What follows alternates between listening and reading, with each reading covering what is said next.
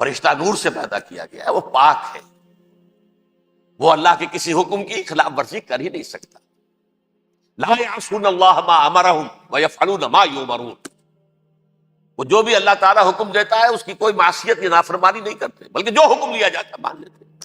ذرا سا اشکال ہوا تھا، پوچھ لیا، جواب مل گیا، خاموش ہو گئے بس. لیکن عزازیل نامی ایک جن تھا، جو ایک تو جن ہونے کی نسبت سے فرشتوں سے کچھ نہ کچھ مماثلت تھی، قرب تھا. دوسرے یہ علم میں، زہد میں، عبادت میں اتنا اونچا تھا، اتنا اونچا تھا، اتنا اونچا تھا کہ یہ ملائکہ ہی کے صف میں شامل ہو گیا. اس نے عالم بغاوت بلند کر دیا. جب حکم دیا گیا کہ سجدہ کرو آدم کو، اب یہ دیکھیے کس قدر یہ اہم مضمون ہے. اور آپ سوچ رہے ہیں یہ باتیں آج پہلی مرتبہ ہمیں اس طرح سنائی جا رہی ہیں. یہ باتیں تو علم میں آتی نہیں ہماری. وجہ کیا ہے؟ آپ کو دلچسپی نہیں ان چیزوں سے. جدید تہذیب نے ان چیزوں کی اہمیت کو زیرو کر دیا. قرآن میں اہمیت کا کیا عالم ہے؟ 7 جگہ یہ مضمون قرآن میں آیا کہ فرشتوں کو ہم نے حکم دیا سجدہ کرو آدم کو، سب نے سجدہ کیا. فسجد الملائکۃ کلھم اجمعون، سارے کے سارے، کل کے کل، سب نے مل کر سجدہ کیا آدم کو. اللہ کے حکم سے فوراً تعمیل کر دی. الا ابلیس ابا واستکبر وکان من الکافرین. ابلیس نے نہیں کیا، انکار کیا، استکبار کیا، گھمنڈ کیا. اور اس کو سورہ کہف میں بیان کر دیا گیا. یہ اس لیے کہ وہ اصل میں جنات میں سے تھا، اگرچہ شامل تو تھا فرشتوں میں اس وقت. کان من الجن ففسق عن امر ربہ، وہ اصل میں جنات میں سے تھا، اس وجہ سے وہ اپنے رب کے اس فیصلے کے خلاف کھڑا ہو گیا. سرکشی تھی اس میں.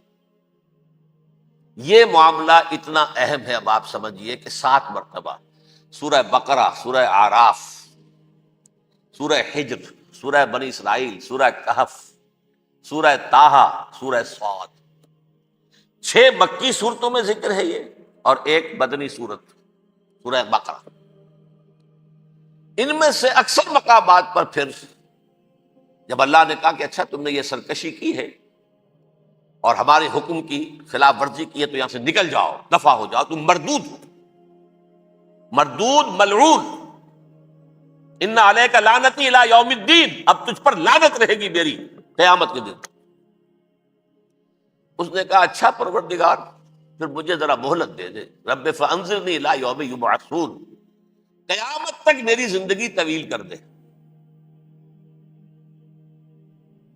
فذهب فإنک من المنظرین، کہہ دیا اچھا جاؤ، تمہاری یہ درخواست بھی ہم نے قبول کی. اس نے کہا پروردگار اب میں اس آدم کو بھی گمراہ کر کے چھوڑوں گا اور آدم کی نسل کو تباہ کر کے چھوڑوں گا. انتہائی شدید چیلنج کے انداز میں یہ قرآن مجید میں 4-5 مرتبہ مضمون ہے. میں نے صرف 2 جگہ سے آپ کو اس وقت کوٹ کر کے سنایا تھا. سورہ اعراف میں اللہ تعالیٰ فرماتے ہیں قالا، اس پر ابلیس نے کہا فبما اغویتنی، تو اے رب جو تو نے مجھے گمراہ کیا ہے، مجھے ذلیل کر دیا، مجھ پر فوقیت دے دی اس کو. انا خیر منہ، میں اس سے بہتر ہوں. خلقتنی من نار وخلقتہ من طین، بنایا تو نے مجھے آگ سے اور اس کو بنایا مٹی سے. پھر مجھ سے مطالبہ کہ میں سجدہ کروں، اور میں نے سجدہ نہیں کیا تو اب تو نے مجھے ملعون قرار دے دیا. قال فبما اغویتنی لاقعدن لهم صراطک المستقیم، اب میں یہ نسل آدم کے لیے، اس کو برباد کرنے کے لیے تیری سیدھی راہ کے اوپر گھات میں بیٹھوں گا، سیدھے راستے پر چلنے نہیں دوں گا. ثم لآتینہم من بین ایدیہم، پھر میں ان پر حملہ آور ہوں گا ان کے سامنے سے بھی، ومن خلفہم ان کے پیچھے سے بھی، وعن ایمانہم ان کے داہنی جانب سے بھی، وعن شمائلہم اور ان کے بائیں جانب سے بھی، ولا تجد اکثرہم شاکرین، اور تو دیکھے گا کہ ان کی اکثریت تیری شکر گزار بندوں پر مشتمل نہیں ہوگی. یہ چیلنج تھا. اور ایک چھوٹا سا چیلنج جو سورہ صاد میں آیا ہے، اور یہاں تو اس نے اللہ کے جلال کی قسم کھا کر کہا قال فبعزتک لأغوینہم اجمعین، اے رب تیری عزت، تیرے جلال کی قسم ہے میں ان سب کو گمراہ کر کے چھوڑوں گا. الا عبادک منہم المخلصین، سوائے ان میں سے وہ کچھ لوگ جنہیں تو خالص اپنا بندہ بنا لے، جنہیں تو اپنا بندہ بنا. ارے مخلص، مخلص نہیں، مخلص یہ مفعول ہے، فاعل نہیں ہے، جسے تو بنا لے. بعض لوگوں کو اللہ چن لیتا ہے، هو اجتباکم، تمہیں چن لیا ہے. استفاء، اجتباء، بس وہ بچیں گے جن کو تو اپنی خاص امان میں لے لے گا، باقی میں سب کو گمراہ کر کے چھوڑوں. یہ ہے اصل دنیا میں نوع انسانی کا ابدی دشمن، ازلی سے ابدی تک. اور اس میں نوٹ کیجئے کہ اس کی اصل بنیاد کیا ہوئی؟ دو لفظ، تکبر اور حسد. استکبرا، تکبر کیا، انا خیر منہ، میں اس سے بہتر ہوں. یہ ساری بس کی گانٹھ یہی ہے، سب سے بڑی گمراہی کی وجہ یہی ہے. اسی لیے کہا ہے حدیث میں، لن يدخل الجنہ من کان فی قلبہ مثقال حبۃ من کبر. جنت میں ہرگز وہ شخص کبھی بھی داخل نہیں ہو سکے گا جس کے دل میں رائے کے دانے کے برابر بھی کبر ہے. تکبر سب سے بڑا جرم. الکبر ردائی، اللہ فرماتا ہے یہ تکبر، یہ تو میری چادر ہے. کوئی شخص تکبر کرتا تو گویا میری چادر گھسیٹ رہا ہے میرے کندھے سے. عرب میں کسی شخص کی توہین کرنی ہوتی تھی تو اس کی چادر گھسیٹتے تھے، ننگا کر دیا گویا. یہ میری ردائی ہے، الکبر ردائی، یہ میری چادر ہے، یہ جامہ مجھے زیب دیتا ہے، مجھ پر راستہ تھا. اور حسد، آدم کو جو برتری عطا ہو گئی اس حسد کی آگ میں وہ جل رہا اور اس کا انتقام لینا چاہتا ہے. آدم سے بھی، آدم کو بھی گمراہ کیا، جنت سے نکلوایا. ایسے نکلنا تو انہیں تھا ہی مشیت اذن میں، لیکن فوری طور پر اللہ کے حکم کی خلاف ورزی تو کروائی نا. فعصى آدم ربہ فغوى، آدم نے اپنے رب کے حکم کی نافرمانی کی، گمراہ ہوا عارضی طور پر. یہ دوسری بات ہے، توبہ کر لی، اللہ نے توبہ قبول فرما لی، معاف کر دیا. کوئی مستقل جو ہے وہ نسل انسانی پر اس گناہ کا اثر متوارث طور پر نہیں آ رہا، ختم ہو چکا معاملہ، ہوا تھا ہو گیا. فتلقى آدم من ربہ کلمات فتاب علیہ انہ هو التواب الرحیم. اور توبہ کی شان یہ ہے جب وہ قبول ہو جائے اللہ کی جناب میں، یا تائب من الذنب کمن لا ذنب له، گناہ سے توبہ کرنے والا ایسے ہوتا ہے جیسے اس نے کبھی گناہ کیا ہی نہیں تھا. لیکن بارہ کو گمراہ کرنے میں کامیاب ہو گیا، حضرت آدم اور حوا کو بھی. اور نوع انسانی کی عظیم اکثریت، عظیم اکثریت، عظیم اکثریت اس کے داؤ میں آئی ہوئی نہیں. کتنے ہیں وہ عباد اللہ المخلصین، الا عبادک منہم المخلصین، کتنے جو واقعتاً خالصتاً اللہ کے بندے بن گئے، جنہیں اللہ نے اپنا بنا لیا، اپنا قرار دے دیا. اب اس کے ساتھ نوٹ کیجئے، اس ابلیس کے ساتھ ایک فوج بھی ہے جسے قرآن مجید میں کہا گیا ہے کہ یہ اس کی پارٹی ہے، حزب الشیطان. یہ اکیلا نہیں ہے. ایک تو وہ عزازیل ہے، اس کی طویل ترین عمر اللہ نے دے دی، وہ تو قیامت تک رہے گا. باقی بھی جنات جو ہیں ان کی نسل میں سے، یا اس کی نوع میں سے، اس کی نسل میں سے، جنات کی عمریں انسانوں کی عمروں سے زیادہ ہیں، بہت زیادہ ہیں. لیکن پھر بھی اتنی نہیں ہے. یہ خاص ہے اس کا معاملہ کہ اس نے کہا تھا رب انظرنی الی یوم یبعثون، مجھے دے دے مہلت اس وقت تک تاکہ میں ثابت کر کے دکھا دوں کہ جسے تو نے یہ خلافت دیا یہ اس کا اہل نہیں ہے. Let me prove this point. ولا تجد اکثرہم شاکرین، تو ان کی اکثریت کو شکر گزار نہیں پائے گا. وہ ابلیس جو ہے وہ ریکروٹ کرتا ہے اپنے فوجی، اول تو خود جنات میں سے جو اس کے نمبر 1 لشکری ہے. قرآن مجید میں اس کا اشارہ دیا گیا ہے، انہو یراکم ہوا وقبیلہ من حیث لا ترونہم.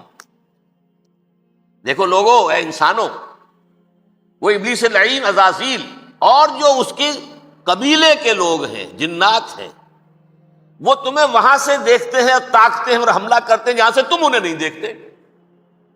وہ غیر مرئی ہیں، انویزیبل ہیں، تمہیں نظر نہیں آتے. ویزیبل دشمن کا وار تو روک لو گے، انویزیبل کا کیسے روکو گے؟ انہو یراکم ہوا وقبیلہ، اکیلا ہی نہیں ہے وہ تو تمہیں تاکتا ہے، تم پر حملہ کرتا ہے، گھات میں لگ کر جو ہے تمہارے اوپر حملہ کرتا ہے، وہ بھی اور اس کے ساتھ اس کے قبیلے کے لوگ، جنات بھی، من حیث لا ترونہم، جہاں سے کہ تم انہیں نہیں دیکھتے. لیکن اس کے علاوہ وہ انسانوں میں سے بھی ریکریوٹ، رنگ روٹ وہ برپا کر، وہ جو ہے ان کو اپنے پاس رکھتا ہے فوج کے اندر. جس کی سب سے بڑی مثال کیا ہے؟ سورہ مجادلہ میں اللہ تعالیٰ نے منافق، حالانکہ وہ کون تھے؟ بظاہر حضور کا کلمہ پڑھنے والے، حضور کے پیچھے نماز پڑھنے والے، اسلام کا دعویٰ کرنے والے، ان کو اللہ فرماتا ہے اولئک حزب الشیطان الا ان حزب الشیطان هم الخاسرون، یہ شیطان کی پارٹی کے لوگ ہیں. وہاں مقابلے میں آیا ہے اولئک حزب اللہ الا ان حزب اللہ هم المفلحون.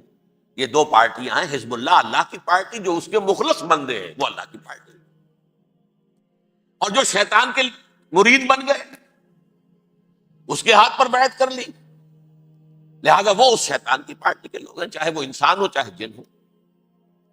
تو انسانوں میں سے بھی اس کے حزب میں، اس کی پارٹی میں اس کے ایجنٹ ہیں، اور بہت ہیں. بلکہ بہت سے تو ایسے ہیں کہ جو جنات کے بھی کان قطر دیں، ان کو بھی شیطنت سکھا دیں، پڑھا دیں.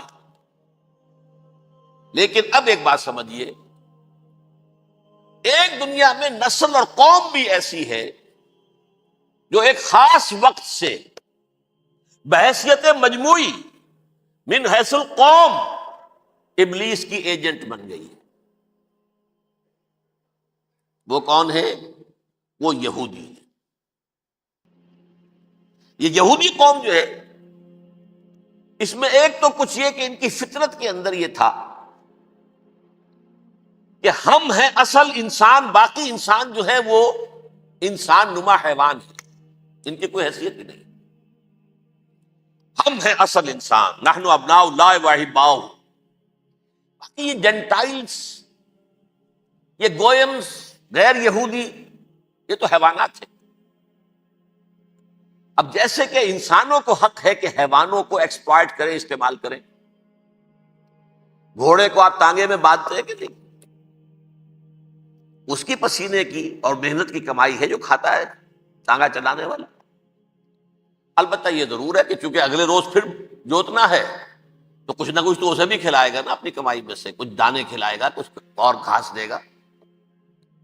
یا بیل کو جوتنا ہے ہل میں تو کچھ نہ کچھ اس کو دینا ہوگا کھانے کو، لیکن پھر اسے استعمال کرنا. تو ان کا مستقل قول یہ ہے کہ اصل انسان ہم ہیں، باقی پوری نوع انسانی ہمارے لیے حیوانوں کے درجے میں. ہم چاہیں جس طرح انہیں استعمال کریں، ایکسپلائٹ کریں، دھوکہ دیں، جیسے چاہیں لوٹیں، کھسوٹیں، سب کچھ کریں، بدہضی کریں، ان سے سود لیں، سب کریں، جو بھی ممکن طریقہ ہو. یہ ہمارے لیے، ہم ڈومینیٹ کریں گے، اور یہ در حقیقت ہمارے اعلی کار ہیں. ایک تو اس اعتبار سے یہود بقیہ پوری نوع انسانی کے دشمن بن گئے. قرآن مجید کی وہ آیت بھی میں نے آپ کو سنائی ہے، وَقَالُوا لَيْسَ عَلَيْنَا فِي الْأُمِّيِّينَ سَبِيلٌ. یہ امیین کہتے تھے نا ان کو، جو غیر یہودی ہیں، کیونکہ ان کے پاس کتاب تھی، تورات تھی، اور کتاب نہیں تھی کسی کے پاس. لہذا یہ ان پڑھ ہے، پاگل ہے، جاہل ہے، امی ہے. ہم ہیں صاحب کتاب، ہمارے پاس شریعت، ہمارے پاس کتاب. یہ لوگ ان پڑھ ہیں، جاہل. لیس علینا فی الامیین سبیل. ان امیین کو ہم لوٹیں، کھسوٹیں، دھوکہ دیں، فریب سے جو کریں، چوری کریں، ڈاکہ ڈالیں، جیب کے قطرے، جس طرح بھی کریں ہمارے لیے جائز ہے، ہمارے اوپر کوئی گرفت نہیں ہوگی. اللہ تعالیٰ ہم سے یہ نہیں پوچھے گا تم نے جھوٹ کیوں بولا تھا اس کے ساتھ، تم نے وعدہ خلافی کیوں کی تھی اس کے ساتھ، تم نے کیوں دھوکہ دیا تھا اس کو، تم نے کیوں اس کا مال جو ہے غبن کر لیا تھا، ہڑپ کر لیا تھا. نہیں، ہم پر پوچھ نہیں. اس اعتبار سے ایک تو یہ انسانیت کی دشمنی ان کی گھٹی میں پڑ گئی، اس غلط خیال کی وجہ سے. ہم تو بخشے بخشائے ہیں، we are the chosen people of the Lord. ہمیں تو اللہ اگر جہنم میں داخل بھی کرے گا تو صرف چند دن، لن تمسنا النار الا ایاما معدودات.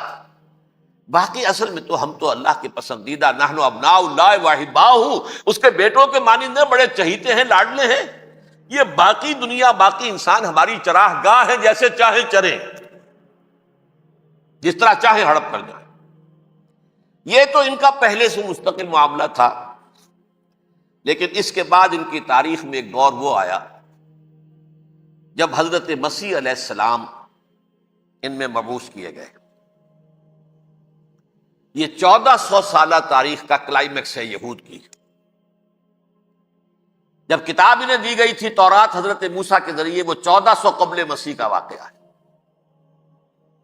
اس وقت سے لے کر اللہ کا وہ فضل ان پر ہوا کہ کوئی ایک لمحہ ایسا نہیں آیا 1400 برس میں کہ ان کے ہاں کوئی نہ کوئی نبی موجود نہیں.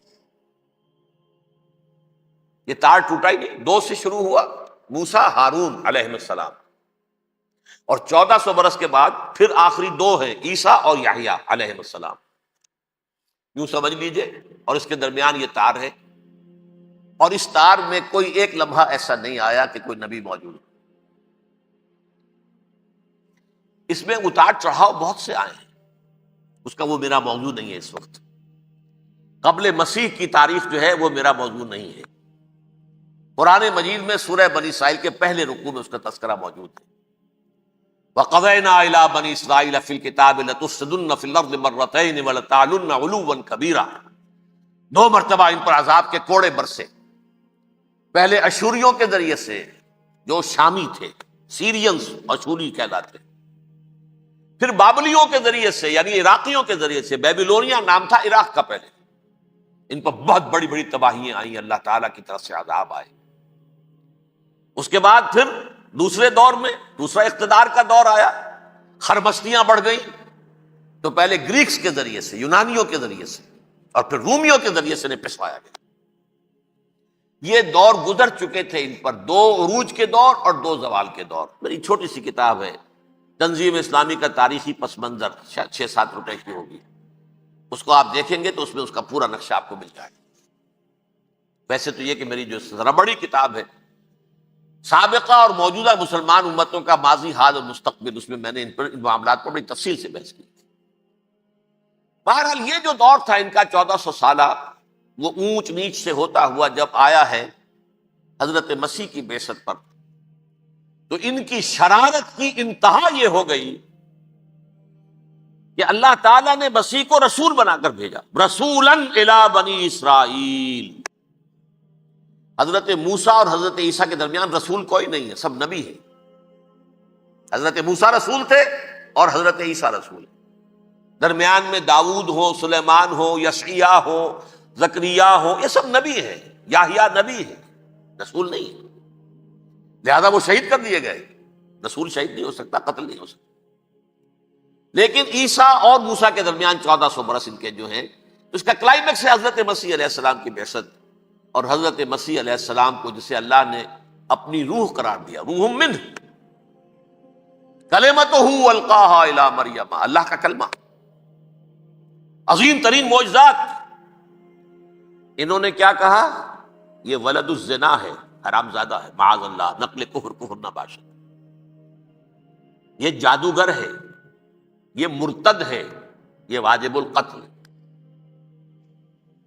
اصل حکومت اس وقت رومیوں کی تھی حکومت، لیکن انہوں نے انہیں آٹونومی دے رکھی تھی، اپنے مذہبی معاملات تم خود طے کر سکتے ہو. تو کائفاس جو اس وقت کا ان کا ہیڈ ربائی تھا سب سے بڑا، اس کی عدالت نے فیصلہ کیا مسیح کو سولی چڑھا دیا جائے. پائلیٹس پونٹس، اس کے پاس ان کی ازداش پہنچ گئی، یہ ہمارا مجرم ہے مذہبی، یہ مرتد ہے، یہ کافر ہے، یہ جادوگر ہے، یہ واجب القتل ہے، اسے قتل کر، سولی چڑھا دو. خیر وہ لمبی بات ہو جائے گی. اس نے تو اپنے ہاتھ دھوئے کہ صاحب ہمارے پاس کوئی جرم نہیں ہے اس کے خلاف، تم کہتے ہو تو ٹھیک ہے، سولی چڑھا دیتے. یہ دوسری بات ہے کہ اللہ نے حضرت مسیح کو اٹھا لیا آسمان پر. ان کی جگہ وہ شخص سولی چڑھا جس نے غداری کر کے گرفتار کروایا تھا، جوڈاس اسکیریوٹ. اس کی شکل اللہ نے بدل دی حضرت مسیح کی سی، اور حضرت مسیح کو فرشتے اٹھا کے اوپر لے گئے، وہ زندہ آسمان پر اٹھا لیے گئے. اور یہ ساری تفاصیل نہ قرآن میں ہے نہ حدیث میں ہے، یہ انجیل میں ہے. لیکن انجیل کون سی؟ برنباس کی انجیل، gospel of the Lord according to Saint Barnabas. یہ حواریین مسیح میں سے تھے، لیکن عیسائی ان کو تسلیم نہیں کرتے، ان کی بائبل کو صحیح نہیں مانتے، کینونیکل نہیں مانتے. 100 انجیلیں تھیں، 104 تھیں، جن میں سے 4 چنی ہیں انہوں نے. یہ متی اور جان اور مرکس مارکس یہ ہے.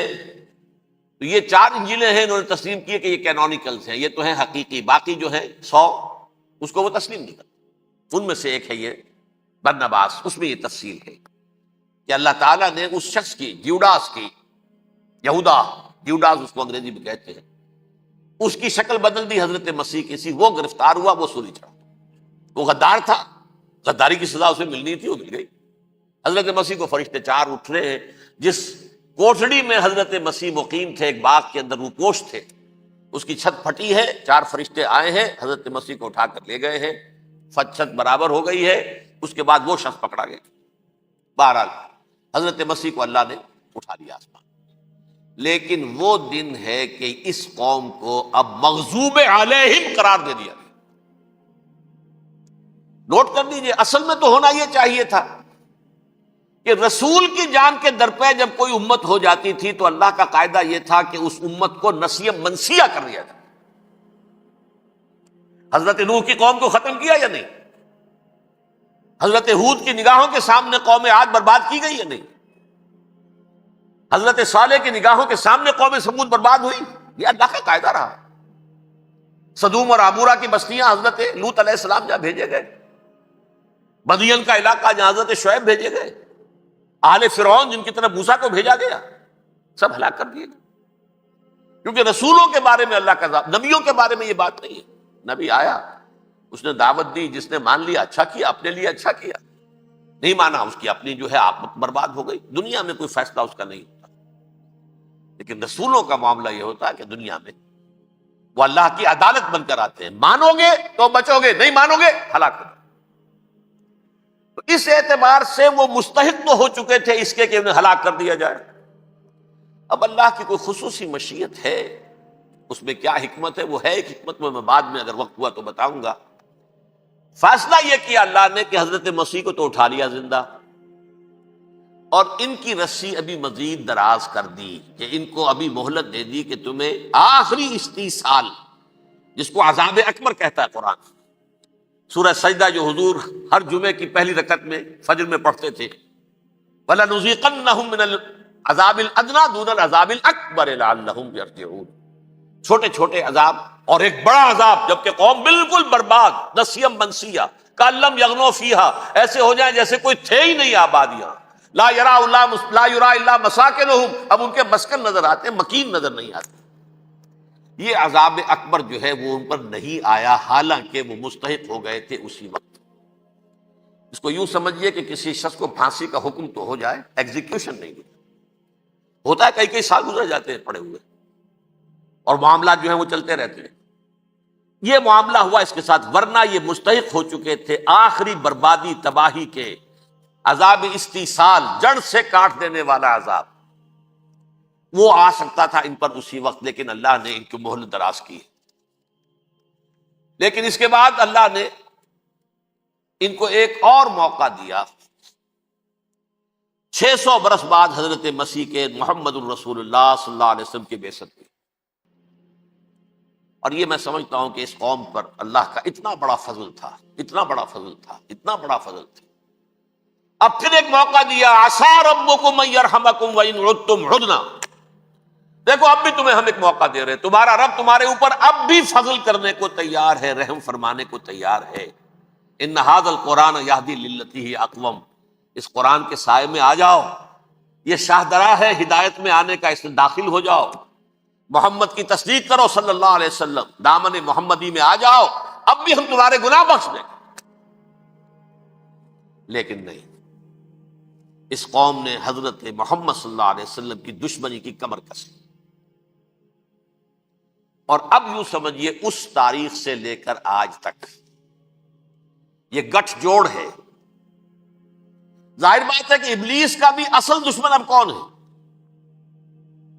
یا ہدف کون ہے، ٹارگٹ کون ہے؟ جنہوں نے محمد کو نہیں مانا صلی اللہ، وہ تو ہے ہی جہنمی، ان پر کوئی اور محنت کرنے کی ضرورت کیا ہے؟ سمجھ رہے میری بات؟ حضور کی بعثت کے بعد جنہیں حضور کو رد کر دیا، ان پر ایمان نہیں لائے، وہ کون ہے؟ کافر، وہ جہنمی ہے ہی ہے۔ لہذا اس کے اوپر کوئی محنت صرف کرنے کی ابلیس کو ضرورت نہیں، اس کا اصل ٹارگٹ امت محمد ہے صلی اللہ علیہ وسلم۔ وہ ساری نوع انسانی کی دشمنی اب آ کر مرکوز ہو گئی ہے امت محمد صلی اللہ علیہ وسلم کی دشمنی۔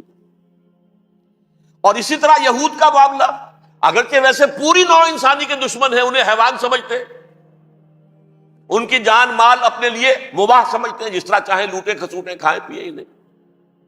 لیکن اب ان کی بھی دشمنی کا سب سے بڑا مرکز امت محمد. کیوں؟ وہی تکبر اور حسد، وہی بیماریاں. انہیں تکبر یہ ہو گیا تھا کہ 2000 سال سے یہ نبوت ہماری میراث، ہماری جاگیر. بنو اسرائیل کے اندر سینکڑوں نبی آئے، 3 کتابیں اللہ نے ہمیں عطا کی. یہ کہاں سے آ گیا محمد صلی اللہ علیہ وسلم؟ معاذ اللہ ثم معاذ اللہ. یہ امیین میں سے، یہ جنٹائلز میں سے، یہ گوئنز میں سے، یہ حقیر ان پڑھ. کہاں یہ نہیں تسلیم کریں گے. حالانکہ قرآن کہتا ہے یعرفونہ کما یعرفون ابناہم. ان کے علماء ایسے پہچانتے تھے حضور کو جیسے اپنے بیٹوں کو پہچانتے کہ یہ آخری نبی ہے. لیکن تکبر اور حسد کی آگ میں جل اٹھے. اب ان کے بھی دشمنی کس سے ہے؟ محمد اور امت محمد صلی اللہ علیہ وسلم. یہ گٹھ جوڑ ہے. اب دیکھیے، یہ ہے میری گفتگو کا اب تک کی گفتگو کا حاصل، یہ گٹھ جوڑ. ایک غیر مرئی دنیا، انویزیبل دنیا کا ابلیس لعین اور جنات میں سے اس کے لشکری فوج. انسانوں میں سے ویسے تو اور بھی بہت جگہ اس کے ایجنٹ ہیں، مسلمانوں میں بھی ہے، لیکن بحیثیت قوم، بحیثیت مجموعی، ایک پوری قوم، ایک پوری نسل جو ہے اس کے ساتھ گٹھ جوڑ ہے. ان دونوں کی گٹھ جوڑی کے ساتھ یہ دشمن دون ہیں انسانیت کے. پہلا دشمن ابلیس لعین، عزازیل لعین، اور دوسرے دشمن یہود ملعون. اب میں آپ کو ذرا اس جو انسانوں میں سے انسان دشمنی کا جن کا سب سے بڑا رول ہے، میں ان کی 2000 سالہ تاریخ کا آپ کے سامنے نقشہ رکھنا چاہتا ہوں. ان 1400 سال کا تو میں نے صرف 4 آپ کو پوائنٹس بتائے. موسیٰ سے عیسیٰ تک 1400 برس علیہم الصلوۃ والسلام. 2 مرتبہ عروج، 2 مرتبہ زوال. اشیریوں کے ہاتھوں پٹوائی، بابلیوں کے ہاتھوں پٹانا، گریکس کے ہاتھوں مرمت، رومنس کے ہاتھوں مرمت. یہ جو 2000 سال ہیں، کیونکہ اب تو ظاہر بات ہے 21ویں صدی شروع ہو گئی، 20 صدیاں حضرت مسیح کو پوری ہو گئی. پہلی بات نوٹ کیجئے، حضرت مسیح کی پیدائش ہے سن 1 قبل مسیح. یہ نکتہ آپ نے کبھی سنا ہے یا نہیں؟ جب ملینیم کا سلسلہ شروع ہوا تھا پچھلے سال، تو میں نے بیان کر دیا تھا کہ ایک عجیب حساب کے اندر انہوں نے غلطی کی ہوئی ہے. حضرت مسیح کی پیدائش ہوئی 25 دسمبر کو. سن انہوں نے شروع کر دیا، جو اس کے بعد جنوری آئی تو پہلا سال شروع ہو گیا. اگر جنوری سے پہلا سال شروع ہوا تو یہ 6 دن جو ہے تو اس کے پچھلے سال میں تھے. لہذا کہا جائے گا کہ Jesus Christ was born 1 year before Christ BC. تو 1 قبل مسیح میں حضرت مسیح کی پیدائش ہوئی. یہ آخری اسرائیلی نبی اور رسول. یہودی علماء کی مخالفت، دشمنی، سولی پر چڑھوا دینا میں بیان کر چکا ہوں. سن 33 عیسوی میں جبکہ حضرت مسیح کی عمر 33 برس تھی، اللہ تعالیٰ نے انہیں زندہ آسمان پر اٹھا لیا. لیکن یہودیوں نے اپنے خیال کے مطابق انہیں سولی پر چڑھوا دیا، ان کی موت واقع. اگرچہ اس کے بعد یہ اختلاف ہے ان میں. یہودی کہتے ہیں وہ سولی پر چڑھ گیا، ختم ہوا، مر گیا. عیسائی کہتے ہیں نہیں، انتقال ہوا ہے مسیح کا صلیب پر، لیکن پھر وہ دوبارہ زندہ ہو گئے ہیں. ان کی لاش ایک غار میں رکھ دی گئی تھی، وہاں ریزریکشن ہو گیا، ان کا باعث بعد الموت وہی ہو گیا، اور پھر انہیں اللہ نے زندہ آسمان پر اٹھا لیا. تو ہمارے اور عیسائیوں کے درمیان نوٹ کر لیجئے، یہ چیز مشترک ہے کہ حضرت مسیح آسمان پر زندہ اٹھائے گئے. فرق کیا ہے؟ وہ سمجھتے ہیں کہ سولی دیے گئے، سولی پر مرے، پھر زندہ ہوئے، پھر گئے.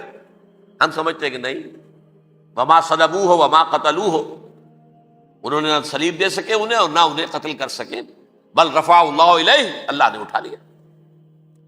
پھر ہمارا اور یہ اس کا عیسائیوں کا ایک اور اتفاق ہے، سیکنڈ کمنگ آف جیسس، حضرت مسیح دوبارہ آئیں گے. یہ عیسائیوں کا بھی عقیدہ ہے اور ہمارا بھی. بہرحال تو جیسا کہ میں نے عرض کیا کہ اس وقت یہ عذاب استیصال، عذاب اکبر کے مستحق ہو چکے تھے، لیکن اللہ نے ان کی مدت دراز کی ہے، لیکن ان پر دنیاوی عذاب کا ایک کوڑا جو ہے اللہ تعالی کی طرف سے اسی وقت برسا، دنیاوی عذاب دنیا میں رہتے ہوئے ختم نہیں کیا۔ 37 برس بعد، حضرت مسیح کے رفع سماوی کے 37 برس بعد، سن 70 میں یہودیوں نے بغاوت کی رومیوں کے خلاف۔ رومی ٹائٹس جنرل تھا ایک، اس نے پھر جو حملہ کیا ہے، 1,33,000 یہودی ایک دن میں قتل کیا یروشلم میں، اور ہیکل سلیمانی گرا دیا۔ وہ ہیکل پہلے بھی گرا تھا، پہلے 1400 سال کے دوران میں بھی نبوکدنضر نے گرایا تھا، لیکن پھر اس کے 150 سال بعد انہوں نے دوبارہ بنا لیا تھا، اس لیے وہ اسے سیکنڈ ٹیمپل کہتے ہیں۔ پہلا ٹیمپل جو حضرت سلیمان نے بنایا تھا، نبوکدنضر نے گرا دیا 587 قبل مسیح میں، پھر دوبارہ انہوں نے 150 سال کے بعد بنا لیا۔ وہ اس تاریخ کا حصہ ہے، میں نے جس کے بارے میں آپ کو تفصیل نہیں بتائی۔ اس میں یہ ہوا سن 70 میں وہ گرا دیا گیا، وہ آج تک گرا پڑا ہوا ہے۔ نمبر 2، یہ کہہ دیا گیا کہ یہودیوں اس ارض فلسطین سے نکل جاؤ، تم یہاں نہیں رہ سکتے اب۔ لہذا جس کا جہاں سینگ سمایا چلا گیا، یورپ میں چلے گئے، ایشیا میں آ گئے، عرب میں آ گئے، یہ 3 قبیلے جو رات بھی میں نے عرض کیا تھا، بنو قینقاع، بنو نذیر اور بنو قریظہ، یہ وہاں سے آ کے مدینے میں آباد ہو گئے، جس کا جہاں سینگ سمایا، افریقہ میں، ہندوستان میں، جہاں چلے گئے۔ ڈایاسپورا اسے کہتے ہیں، وہ آپ نوٹ کر لیجیے اس لفظ کو، ڈایاسپورا، ہمارا دور انتشار، جبکہ ہمیں ہماری اصل سرزمین تو فلسطین ہے، حضرت ابراہیم کا مسکن، حضرت اسحاق، حضرت یعقوب کا مسکن فلسطین، یہ ہے ہماری اصل جاگیر، یہ تو ہماری جدی پشتی جاگیر ہے، لیکن یہاں سے نکال دیے گئے سن 70 عیسوی میں، اور وہاں سے لے کے 1917 تک ان کا ڈایاسپورا جاری رہا۔ یہ دور انتشار ہے۔ اس دور انتشار کے اب چند حصے ہیں جس کو میں چاہتا ہوں کہ آپ علیحدہ علیحدہ سمجھ لیں۔ دور انتشار کا جو پہلا جو ہے تقریباً 300 برس، رومی حکمران تھے، وہ یہودیوں کے بھی دشمن تھے اور عیسائیوں کے بھی دشمن تھے، عیسائی اور یہودی ایک دوسرے کے بھی دشمن تھے، لیکن رومی سمجھتے تھے کہ یہ ایک ہی تھیلی کے چٹے بٹے ہیں۔ رومیوں کے نزدیک عیسائی بھی یہودیوں ہی کا ایک فرقہ تھے، کوئی علیحدہ مذہب تو تھا ہی نہیں۔ لہذا رومی جو ہیں، رومنز، وہ ان دونوں کو ستاتے تھے، مارتے تھے، اور یہ آپس میں لڑتے تھے، یہودی عیسائیوں کو مارتے تھے، عیسائی یہودیوں کو مارتے تھے۔ یہ ہے 300 برس تک کی تاریخ۔ سن 300 عیسوی میں کیا ہوا؟ ایک معجزہ ہو گیا۔ بہت عظیم ایمپرر کانسٹینٹائن، قسطنطین اعظم، رومن ایمپررز میں سے بہت بڑا ایمپرر، وہ عیسائی ہو گئے۔ اب تو معاملہ بالکل تلپٹ ہو گیا، پوری سلطنت عیسائی ہو گئی۔ اب عیسائیوں کے عیش ہو گئے اور یہودیوں پہ مار پڑنی شروع ہوئی۔ اب عیسائیوں کا آپ خود سوچئے کہ جنہیں وہ خدا بنا بیٹھے ہیں، خدا کا بیٹا قرار دے رہے ہیں، ان کے قاتل کون؟ یہودی بدماش۔ لہذا ان کی وہ پٹائی شروع ہوئی ہے یورپ میں، پوری رومن امپائر میں، انہیں ذلیل کیا گیا، شہروں میں آمد بند، علیحدہ رہو، گھیٹوز کے اندر رہو۔ یہودی کا نام جو ہے وہ گالی بن گیا، جیسے آج بھی یہودی گالی کہتے ہیں، جیسے خنزیر کا لفظ، آخر وہ بھی اللہ کی مخلوق ہے، لیکن آپ کو معلوم ہے کوئی شخص زبان پر نام نہیں لانا چاہتا خنزیر کا، سور کا، ہے تو مخلوق، وہ بھی ایک حیوان ہے۔ ایسے ہی یہ ہے یہودی، یہودی گالی، جیوٹ گالی۔ لہذا ایک طرف تو ان دونوں کے درمیان دشمنی، جس کو قرآن کہتا ہے وَأَغْرَيْنَا بَيْنَهُمُ الْعَدَاوَةَ وَالْبَغْضَاءَ، ہم نے ان کے مابین دشمنی جو ہے پیدا کر دی۔ اور جب یہ پوری سلطنت عیسائی ہو گئی تو قافیہ تنگ ہو گیا یہودیوں کا۔ اب آئیے 571 عیسوی، یعنی جب کہ ڈایاسپورا کو کتنا عرصہ ہو چکا تھا؟ 500 برس۔ سن 70 سے شروع ہوا نا ڈایاسپورا، جب ٹائٹس نے گرایا ہے ہیکل کو اور نکال باہر کیا انہیں فلسطین سے، بھاگ جاؤ یہاں ایک یہودی بھی نہیں رہے گا، فلسطین سے نکال دیے گا۔ اس کے پورے 500 برس بعد سن 571 عیسوی میں حضور کی پیدائش ہوئی، ولادت باسعادت محمد الرسول اللہ صلی اللہ علیہ وسلم۔ 610 میں آپ پر وحی کا آغاز ہوا، لیکن حضور کے ساتھ ان کا معاملہ کیا رہا؟ اول تو جبکہ حضور ابھی مکے ہی میں تھے، یہودیوں نے ریشہ دوانیاں شروع کر دی حضور کے خلاف۔ قریش مکہ کو سکھاتے تھے، پڑھاتے تھے، ان سے یہ پوچھو، ان سے یہ پوچھو، انہیں اس طرح تنگ کرو، ان سے یہ امتحان لو، یہ آپ کے علم میں ہے۔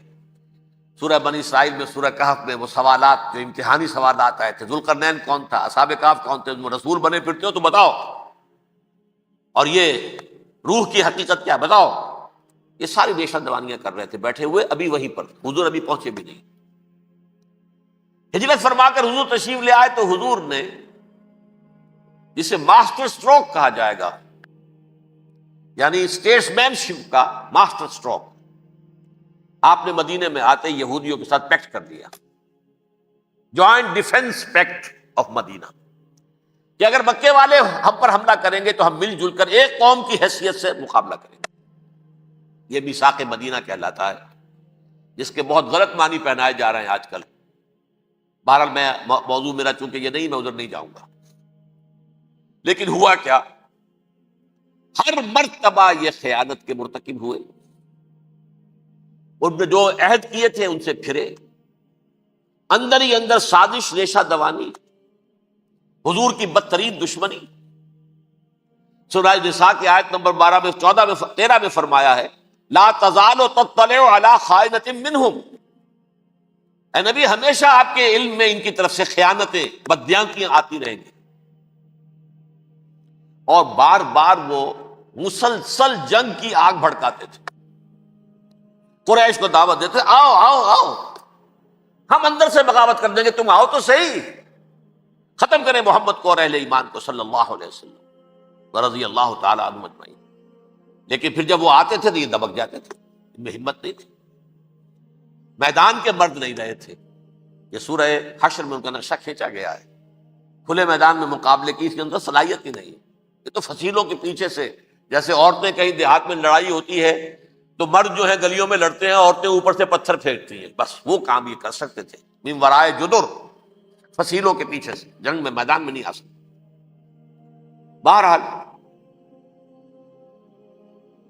قرآن مجید میں ہے یہ، سورہ مائدہ کی آیت نمبر 64، کلما اوقدوا نارا للحرب اطفاها اللہ، اکثر و بیشتر مواقع پر تو یہ جب آگ بھڑکاتے تھے جنگ کی، اللہ اسے بجھا دیتا تھا۔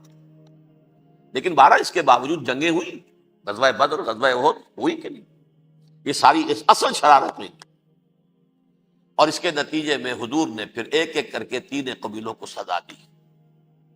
غزوہ بدر کے فوراً بعد بنو قینقاع نکالے گئے مدینے سے، غزوہ احد کے فوراً بعد بنو نذیر نکالے گئے، اور غزوہ احزاب کے بعد بنو قریظہ نکال دیے گئے۔ یہ تو میں نے آپ کے سامنے رکھ دیا صرف حضور کے زمانے میں ان کا کیا رویہ رہا، دشمن۔ رات بھی ہم نے وہ آیت پڑھی تھی، لَتَجِدَنَّ أَشَدَّ النَّاسِ عَدَاوَةً لِلَّذِينَ آمَنُوا الْيَهُودُ وَالَّذِينَ أَشْرَكُوا، اہل ایمان کی دشمنی میں شدید ترین تم پاؤ گے یہودیوں کو اور مشرکین، مشرکین بھی بعد میں ہے، پہلے یہودی۔ حضور کے بعد کیا ہوا اب یہ نوٹ کیجئے، یہ ان کی تاریخ کا دوسرا دور۔ حضرت عمر رضی اللہ تعالیٰ عنہ کا عہد خلافت ہے، بیت المقدس کا محاصرہ کیا گیا، فصیل بڑی اونچی، شہر اندر سے سیلف سفیشینٹ، حملے کا راستہ کوئی نہیں، محاصرہ طول کھینچ رہا ہے، لیکن ان کے پاس رسد بھی موجود ہے، پانی بھی موجود ہے، وہ دروازے بند کر کے بیٹھے ہوئے۔ بالآخر اللہ تعالیٰ کی مشیت کا ظہور کیسے ہوا؟ ان کے کچھ علماء آئے فصیل پر، کہا دیکھو مسلمانوں، تم قیامت تک بھی یہاں پڑے رہو گے محاصرہ کر کے، ہمارا یہ شہر فتح نہیں ہوگا۔ ہاں ایک درویش بادشاہ کے ہاتھوں یہ شہر فتح ہونا ہے، لیکن تمہارے اندر ہمیں وہ نظر نہیں آ رہا۔ ابو عبیدہ بن الجراح رضی اللہ تعالی عنہ امین هذه الامہ، ان کا فوراً ذہن گیا وہ درویش بادشاہ مدینے میں بیٹھا ہوا ہے، عمر رضی اللہ تعالی۔ اب ایک اور عمر بھی ہے جو قندھار میں بیٹھا ہے، نقشہ وہی ہے، سادگی کی حد تک نقشہ وہی، بالکل وہی، اپنی آنکھوں سے دیکھا وہی سادگی۔ عمر اول عمر ثانی تھے عمر بن عبد العزیز۔ اب ایک اللہ کے فضل سے اللہ تعالیٰ ایدہ اللہ بنصرتہ، اللہ تعالیٰ ان کی نصرت فرمائے، دشمنوں کو ان کے مقابلے میں نیست و نابود کرے۔ انہوں نے ریکویسٹ بھیج دی کہ حضور تشریف لائیے، یہ شہر فتح ہو جائے گا۔ وہ ہے سفر تاریخی، اتنا طویل سفر، تقریباً 700 میل، ایک اونٹ، ایک خادم، ایک منزل پہ امیر المومنین اوپر بیٹھے، خادم آگے چل رہا ہے، اگلی منزل پہ خادم اوپر بیٹھا ہے، امیر المومنین آگے جا رہے ہیں۔ اور جب پہنچے ہیں تو وہ باری تھی خادم کی، انہوں نے ہاتھ جوڑ دیا، حضور خدا کے لیے تم کیا کہیں گے لوگ، وہ میرا برا حال کر دیں گے، تمہیں شرم نہیں آئی؟ امیر المومنین پیدل آگے چل رہے ہیں نکیل پکڑ کر، اور تم بیٹھے ہو اوپر براجمان ہو۔ حضرت عمر فرمایا الدور دورک، نہیں باری تمہاری ہے، بیٹھ۔ اس حال میں پہنچے، اور پھر یہ کہ ابو عبیدہ بن الجراح آئے ہیں، استقبال کیا ہے تو دیکھا ہے اس حال میں چلے آ رہے ہیں، عمر نکیل پکڑے ہوئے چلے آ رہے ہیں، اور کہتے ہیں کہ کہیں کیچڑ ویچڑ تھا، جوتے خراب ہو گئے تھے، وہ بھی اتار کے ہاتھ میں پکڑے ہوئے، کپڑے تو تھے ہی پھٹے ہوئے۔ انہوں نے کہا بھی حضرت ابو عبیدہ نے، دیکھیے یہ بڑا متمدن ملک ہے، بڑا مہذب علاقہ ہے یہ، آپ ذرا حلیہ اپنا دوست فرما لیں تب جا کے پیش کروں، ہم آپ کو کریں گے۔ آپ نے فرمایا نحن قوم اعزنا اللہ بالاسلام، ہم وہ قوم ہیں جنہیں اللہ نے عزت دی ہے اسلام کے ذریعے سے، کپڑوں کے ذریعے سے نہیں، دولت کے ذریعے سے نہیں۔ اسی حال میں گئے ہیں، اوپر سے انہوں نے کھڑے ہو کر نشانیاں دیکھی ہیں، اپنی کتابیں کھولی، ہاں یہ وہی ہے، اچھا لو جی سرنڈر، شہر تمہارے ہاتھ میں۔ خون کا ایک قطرہ نہیں بہا اور بیت المقدس فتح ہو۔ لیکن اس وقت حضرت عمر نے ایک نرمی یہ کی کہ یہودیوں کے لیے بھی اسے اوپن سٹی قرار دے دیا۔ یہ احسان عظیم حضرت عمر کا، اس سے پہلے یہودی آ ہی نہیں سکتا تھا، داخل ہی نہیں ہو سکتا تھا، وہاں وہ آ کر وزٹ نہیں کر سکتا تھا، زیارت نہیں کر سکتا تھا اپنے مقدس مقامات کی۔ حضرت عمر نے یوں سمجھیے کہ تقریباً 550 برس کے بعد ان کے لیے راستہ کھولا ہے کہ ہاں تم آ سکتے ہو، زیارت کر سکتے ہو۔ لیکن یہ عیسائیوں نے لکھوایا معاہدے کے اندر، انہیں یہاں آپ آباد ہونے کی اجازت نہیں دیں گے، لیکن کم وزٹ دی پلیسز، دیکھیں زیارتیں کریں اور جائیں۔ یہ معاہدہ حضرت عمر کا ہے رضی اللہ تعالیٰ، جو پھر خلافت راشدہ کے بعد بنو امیہ نے بھی اس کو آنر کیا، بنو عباس نے کیا، پھر جو ہمارے یہ ترکوں میں اندر خلافت آئی تو ترک خلفاء نے بھی اس معاہدے کی پوری پابندی کی۔ فلسطین میں آ سکتے ہیں یہودی صرف زائرین کی حیثیت سے، وہاں آباد نہیں ہو سکتے۔ اب آئیے اگلا دور آیا حضرت عثمان کا دور خلافت۔ یہ ہے وہ وقت کہ اب یہود نے امت مسلمہ کی پیٹھ میں چھرا کھوپا۔ وہ کیسے؟ ایک یہودی عبداللہ ابن سبا اسلام کا لبادہ اوڑھ کر آ گیا، معاشرے کا جائزہ لے لیا، ان میں بنو ہاشم اور بنو امیہ میں جو پرانی کشاکش تھی اس کے کچھ نہ کچھ جراثیم باقی ہیں، اگر ان کو ذرا بھڑکا دے تو مسلمانوں میں انتشار پیدا ہو۔ کہا یہ عثمان کون ہے؟ یہ تو بنو امیہ میں سے ہے، یہ حق تو بنو ہاشم کا ہے، خلافت ان کے پاس ہونی چاہیے، محمد کے تو رشتہ دار وہ ہے صلی اللہ علیہ وسلم۔ عوام الناس کے اندر بات پھیلنی شروع ہوئی، پھر ایک بڑی سازش کے انداز میں حضرت عثمان کے خلاف پروپیگنڈا، حضرت عثمان کے جو عاملین تھے، گورنر تھے، ان کے خلاف پروپیگنڈا، اور ایسی ہوشیاری کرتے تھے کہ کوفے میں کوفے کے حاکم کے خلاف کچھ نہیں کہنا، اجی مصر میں یہ ہو رہا ہے، اجی شام میں یہ ہو رہا ہے، اجی یہ جو عثمان ہے وہ یہ کر رہا ہے، یہ ظلم ہو رہا ہے، یہ لوٹ مار ہو رہی ہے، یہ خیانتیں ہو رہی ہیں۔ اب نہ تو اس زمانے میں مینز آف کمیونیکیشن، کیسے تصدیق کریں؟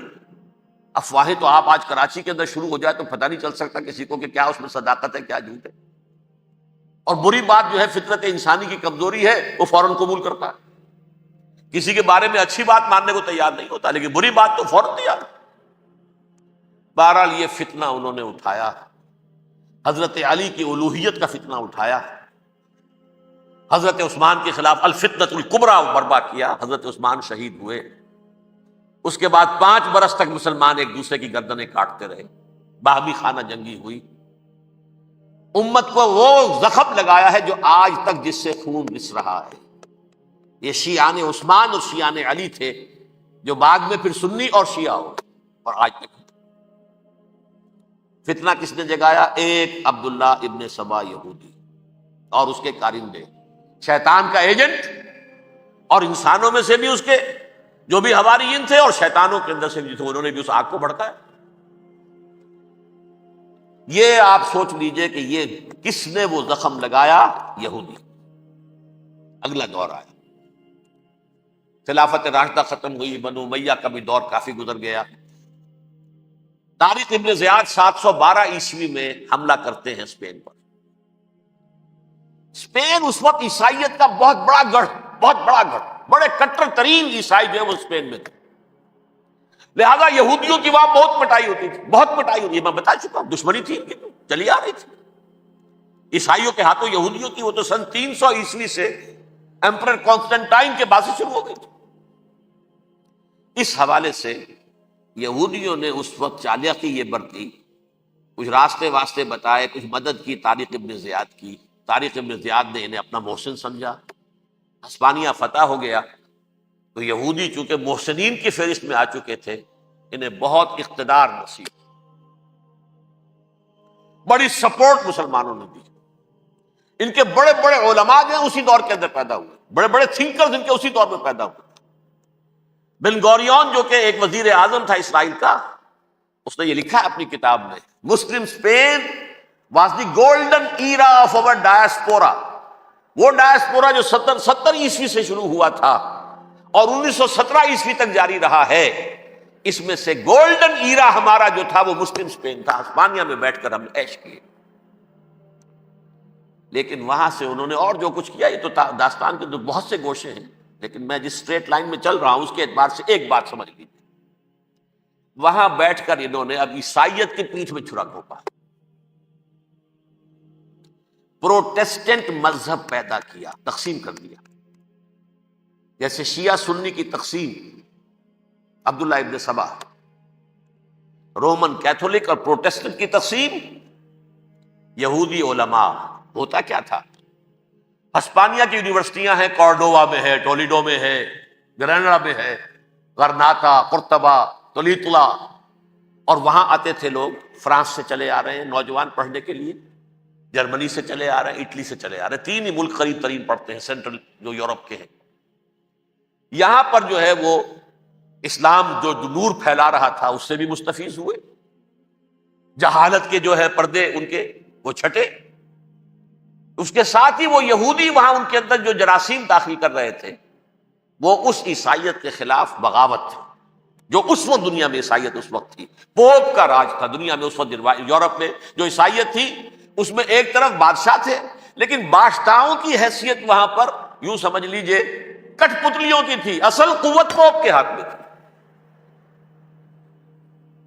اور پوپ کو انہوں نے جیسے قرآن نے کہا اتخذوا احبارهم ورهبانهم اربابا من دون اللہ، کیونکہ سینٹ پال نے شریعت موسوی ساقط کر دی تھی تو اب شریعت تھی ہی نہیں، پوپ کو اختیار تھا جس چیز کو چاہے حلال قرار دے دے، جس چیز کو چاہے حرام قرار دے دے۔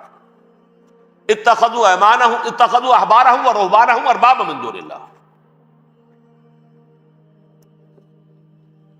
انہوں نے کہا صاحب یہ پوپ کس بلا کا نام ہے، یہ بھی انسان ہے، بات تو ٹھیک تھی نا، اصل حیثیت تو کتاب کی ہونی چاہیے نا،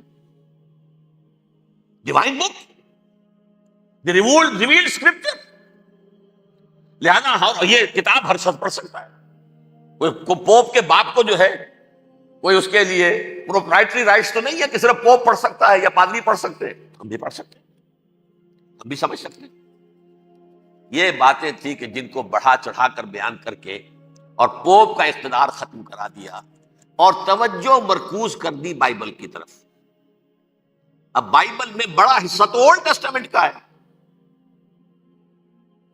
نتیجہ کیا ہوا، یہود کی عظمت پروٹیسٹنٹس کے نزدیک مسلم ہو گئی، اصل قوم تو یہ ہے. وہ دشمنی بدلی کہ نہیں بدلی؟ موسیٰ کے امتی یہ ہے، تورات موسیٰ کو دی گئی، ابراہیم کی نسل یہ ہے. لہذا وہ جو دشمنی تھی، جو عداوت تھی کہ ہمارے خدا کو سولی چڑھانے والے ہیں یہ بدماش، اس کا ازالہ ہوا. اس پروٹسٹنٹ مذہب کے نتیجے میں یہ میں اب آپ کو بتاتا ہوں کہ ایک نتیجہ وہ نکلا ہے جسے برٹرنڈ رسل نے بیان کیا ہے. اس کی کتاب ہے ان پریز آف آئیڈلنس، صفحہ 108. وہ لکھتا ہے the Christians retaining the Judaic belief in special revelation added to it the Roman desire for worldwide domination and the Greek taste for metaphysical subtleties. The combination produced the most fiercely persecuting religion that the world has yet known. یہ تین چیزیں آ کر عیسائیت میں مل گئی. ایک تو جب یہ اولڈ ٹیسٹمنٹ جو ہے وہ ان کے ہاتھ میں آ گئی، اور اس کے میں کچھ آپ کو بتا دیتا ہوں کہ اولڈ ٹیسٹمنٹ کی تعلیمات، کیونکہ یہ اولڈ ٹیسٹمنٹ جو ہے یہ محرف تھی. اصل تورات تو گم ہو گئی تھی 587 قبل مسیح میں، جب پہلی مرتبہ ہیکل جو ہے تباہ ہوا ہے، اس وقت ختم ہو گئی تھی. اس کے کوئی 150 سال کے بعد انہوں نے یادداشتوں سے مرتب کر کے لکھی ہے. اب اس میں ان کے اپنے خیالات، اپنے امانی، اپنی توجیحات وہ شامل ہو گئی. لہذا آپ ذرا میں آپ کو حوالے دیتا ہوں اس کتاب کے اندر مظالم کی جو تعلیم دی گئی ہے. اہل کتاب نے اپنے مظالم قتل عام کے جواز کے لیے تورات میں تبدیلیاں کی اور پیغمبروں پر دہشت ناکی اور بدترین حرام کاری کے الزامات لگائے. سنیے، پہلا حوالہ ہے یہ گنتی باب 31 آیات 17-18. اس لیے ان بچوں میں جتنے لڑکے ہیں سب کو مار ڈالو، اور جتنی عورتیں مرد کا منہ دیکھ چکی ہیں ان کو بھی قتل کر ڈالو، لیکن ان لڑکیوں کو جو مرد سے واقف نہیں اور اچھوتی ہیں اپنے لیے زندہ رکھو. یہ کسی اللہ کی کتاب کا یہ جملہ ہو سکتا ہے؟ کسی ریویل بک کا؟ اور سنیے، یہ ہے استثناء ڈیٹرانومی باب 20 آیت 16-18. پر ان قوموں کے شہروں میں جن کو خداوند تیرا خدا میراث کے طور پر تجھ کو دیتا ہے، کسی ذی نفس کو جیتا نہ بچا رکھنا، جیسا خداوند تیرے خدا نے تجھ کو حکم دیا بالکل نیست کر دینا. مرد، عورتیں، بچے، بوڑھے سب ختم. یہ کتاب مقدس ہے. اور سنیے، سیموئیل باب 27 آیت نمبر 9. اور داؤد نے اس سرزمین کو تباہ کر ڈالا اور عورت مرد کسی کو جیتا نہ چھوڑا. نمبر 4، ان سب آباد شہروں کو ماں، عورتوں اور بچوں کے بالکل نابود کر ڈالا. کتاب استثناء باب 3 آیت 6. یہ ہے جو کہہ رہا ہے برٹرنڈ رسل. کرسچینٹی میں آ کر یہ تین چیزیں شامل ہو گئی. ایک تو یہ باربیرین یہ تعلیم جو ہے، اور یہ مذہب کے نام پہ تعلیم، یہ کتاب مقدس کی تعلیم. نمبر 2، رومنز کے اندر جو ایک تمنا تھی ورلڈ ڈومینیشن کی، وہ عیسائیت کے اندر آ گئی. اس لیے کہ پوری رومن امپائر جو ہے عیسائی ہو گئی. اسے وراثت کے اندر ورلڈ ڈومینیشن کی جو ایک تمنا تھی وہ مل گئی.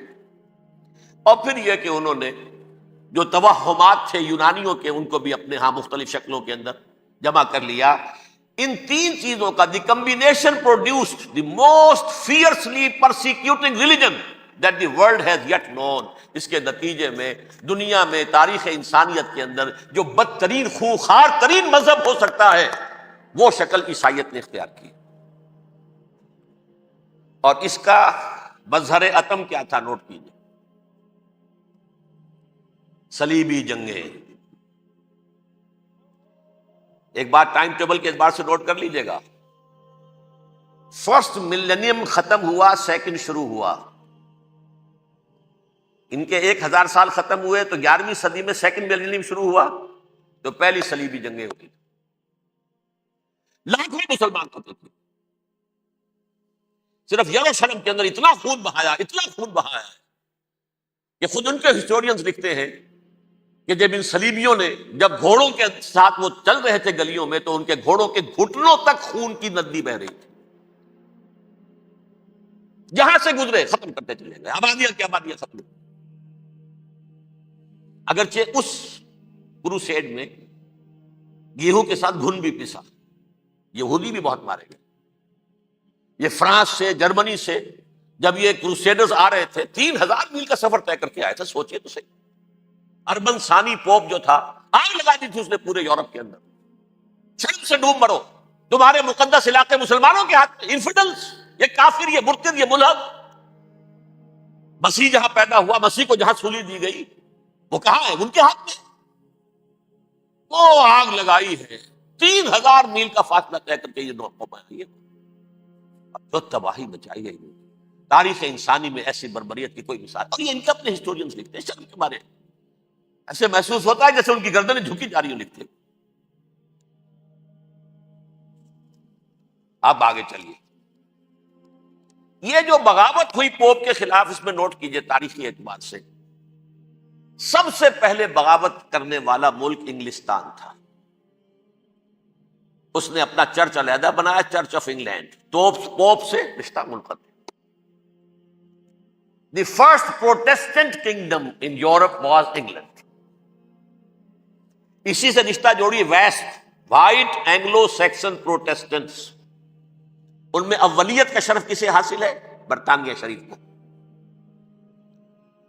یہاں پر انہوں نے اب ایک بہت بڑا جو کارنامہ کیا، پوپ کی گرفت کم ہوئی یورپ پر سے، پروٹیسٹنٹ مذہب کا فروغ ہوا، تو انہوں نے سود کی اجازت حاصل کر لی۔ جب تک پوپ کی حکومت تھی سود حرام تھا، نو ٹرانزیکشن، نہ انٹرسٹ نہ یوزری، کچھ بھی نہیں۔ پروٹیسٹنٹس کے ذریعے سے سود کی اجازت حاصل کر لی۔ اس کے بعد بڑے بڑے بینک بنا کر بیٹھ گئے، house of Rothschilds, house of Goldsmiths, یہ عمران خان صاحب کے جو خسر جو تھے، گولڈ سمتھ، یہ بینکرز، بڑی بڑی فیملیز۔ ان لوگوں نے کیا کیا؟ اب ریشہ دوانیاں، یورپ میں مختلف ملکوں کے درمیان جنگیں کروائیں سازشوں کے ذریعے سے، وہی کلما اوقدوا نارا للحرب، جنگ کے لیے آگ بھڑکا دینا تو ان کا پرانا مشغلہ تھا، جنگیں کرواتے تھے۔ پھر فرانس کے بادشاہ کو بھی قرض چاہیے اسلحہ کے لیے، انگلستان کے بادشاہ کو بھی قرض چاہیے، ہاؤس آف راس چائلڈز کا ایک نمائندہ وہاں بیٹھا ہے، ایک یہاں بیٹھا ہے، اور منہ مانگے شرح پر سود کے اوپر قرض دے رہے ہیں۔ ان کو سب کو جو ہے ان کے سارے مالی وسائل کھینچ لیے، دولت پر قبضہ کر کے بیٹھ گئے، اور اس کا نتیجہ یہ نکلا چند 100 سالوں کے اندر کہ فرنگ کی رگے جاں پنجے یہود میں، اس سودی نظام کے ذریعے سے دولت پر ان کا قبضہ۔ علامہ اقبال 1905 سے 1908 تک رہے تھے نا، لیکن یہ کہ ان کی نگاہ تھی ایسی، گاہ میری نگاہ تیز چیر گئی دل وجود، گاہ الجھ کے رہ گئی میرے توہمات میں، اور انہوں نے دیکھا ہے کہ فرنگ کی رگے جاں پنجے یہود میں ہے۔ ابھی ہٹلر کا تو وجود بھی نہیں تھا، بعد میں ہٹلر کو محسوس ہو گیا نا واقعتاً ہمارا اصل دشمن یہ یہودی ہے جو یہاں پر بیٹھا ہوا، جو ہمارا خون چوس رہا ہے۔ آخر یوں ہی تو نہیں، دماغ اس کا ایسے تو خراب نہیں ہو گیا تھا۔ یہ قتل عام، یہ ہولوکاسٹ کس لیے؟ اس نے پہچان لیا، اس لیے کہ وہ ویسٹ نہیں تھا، وائٹ اینگلو سیکسن پروٹیسٹنٹس، اصل جادو جو چلا وہ ان پر چلا، اور برطانیہ ان کا سب سے بڑا جو ہے وہ پشت پناہ، مددگار، حامی۔ اس کے ساتھ ساتھ انہوں نے کوشش کی، یہ ترک خلفاء بیچارے، مرد بیمار تو بن چکا تھا یورپ کے اندر، زوال سے دوچار ہو چکی تھی ترکی خلافت، انہوں نے بھی محل بنائے تھے، آج تجھ کو بتاتا ہوں تقدیر امم کیا ہے، شمشیر و ثنا اول، طاؤس و رباب آخر۔ بڑے بڑے قرضے لے کر محل بنے تھے یہ، جو آج جا کر آپ استنبول میں دیکھ لیجئے، قرضوں کے اندر بندھے ہوئے۔ لیکن یہ کہ کم سے کم یہ ضرور کیا کہ بڑی سے بڑی رشوت انہیں یہودیوں نے پیش کی کہ کسی طرح ہمیں فلسطین میں آباد ہونے کی اجازت دے دو، لیکن this goes to their credit, انہوں نے کہا نہیں، یہ معاہدہ جو عمر نے کیا تھا رضی اللہ تعالی عنہ، اس کو میں نہیں بدل سکتا،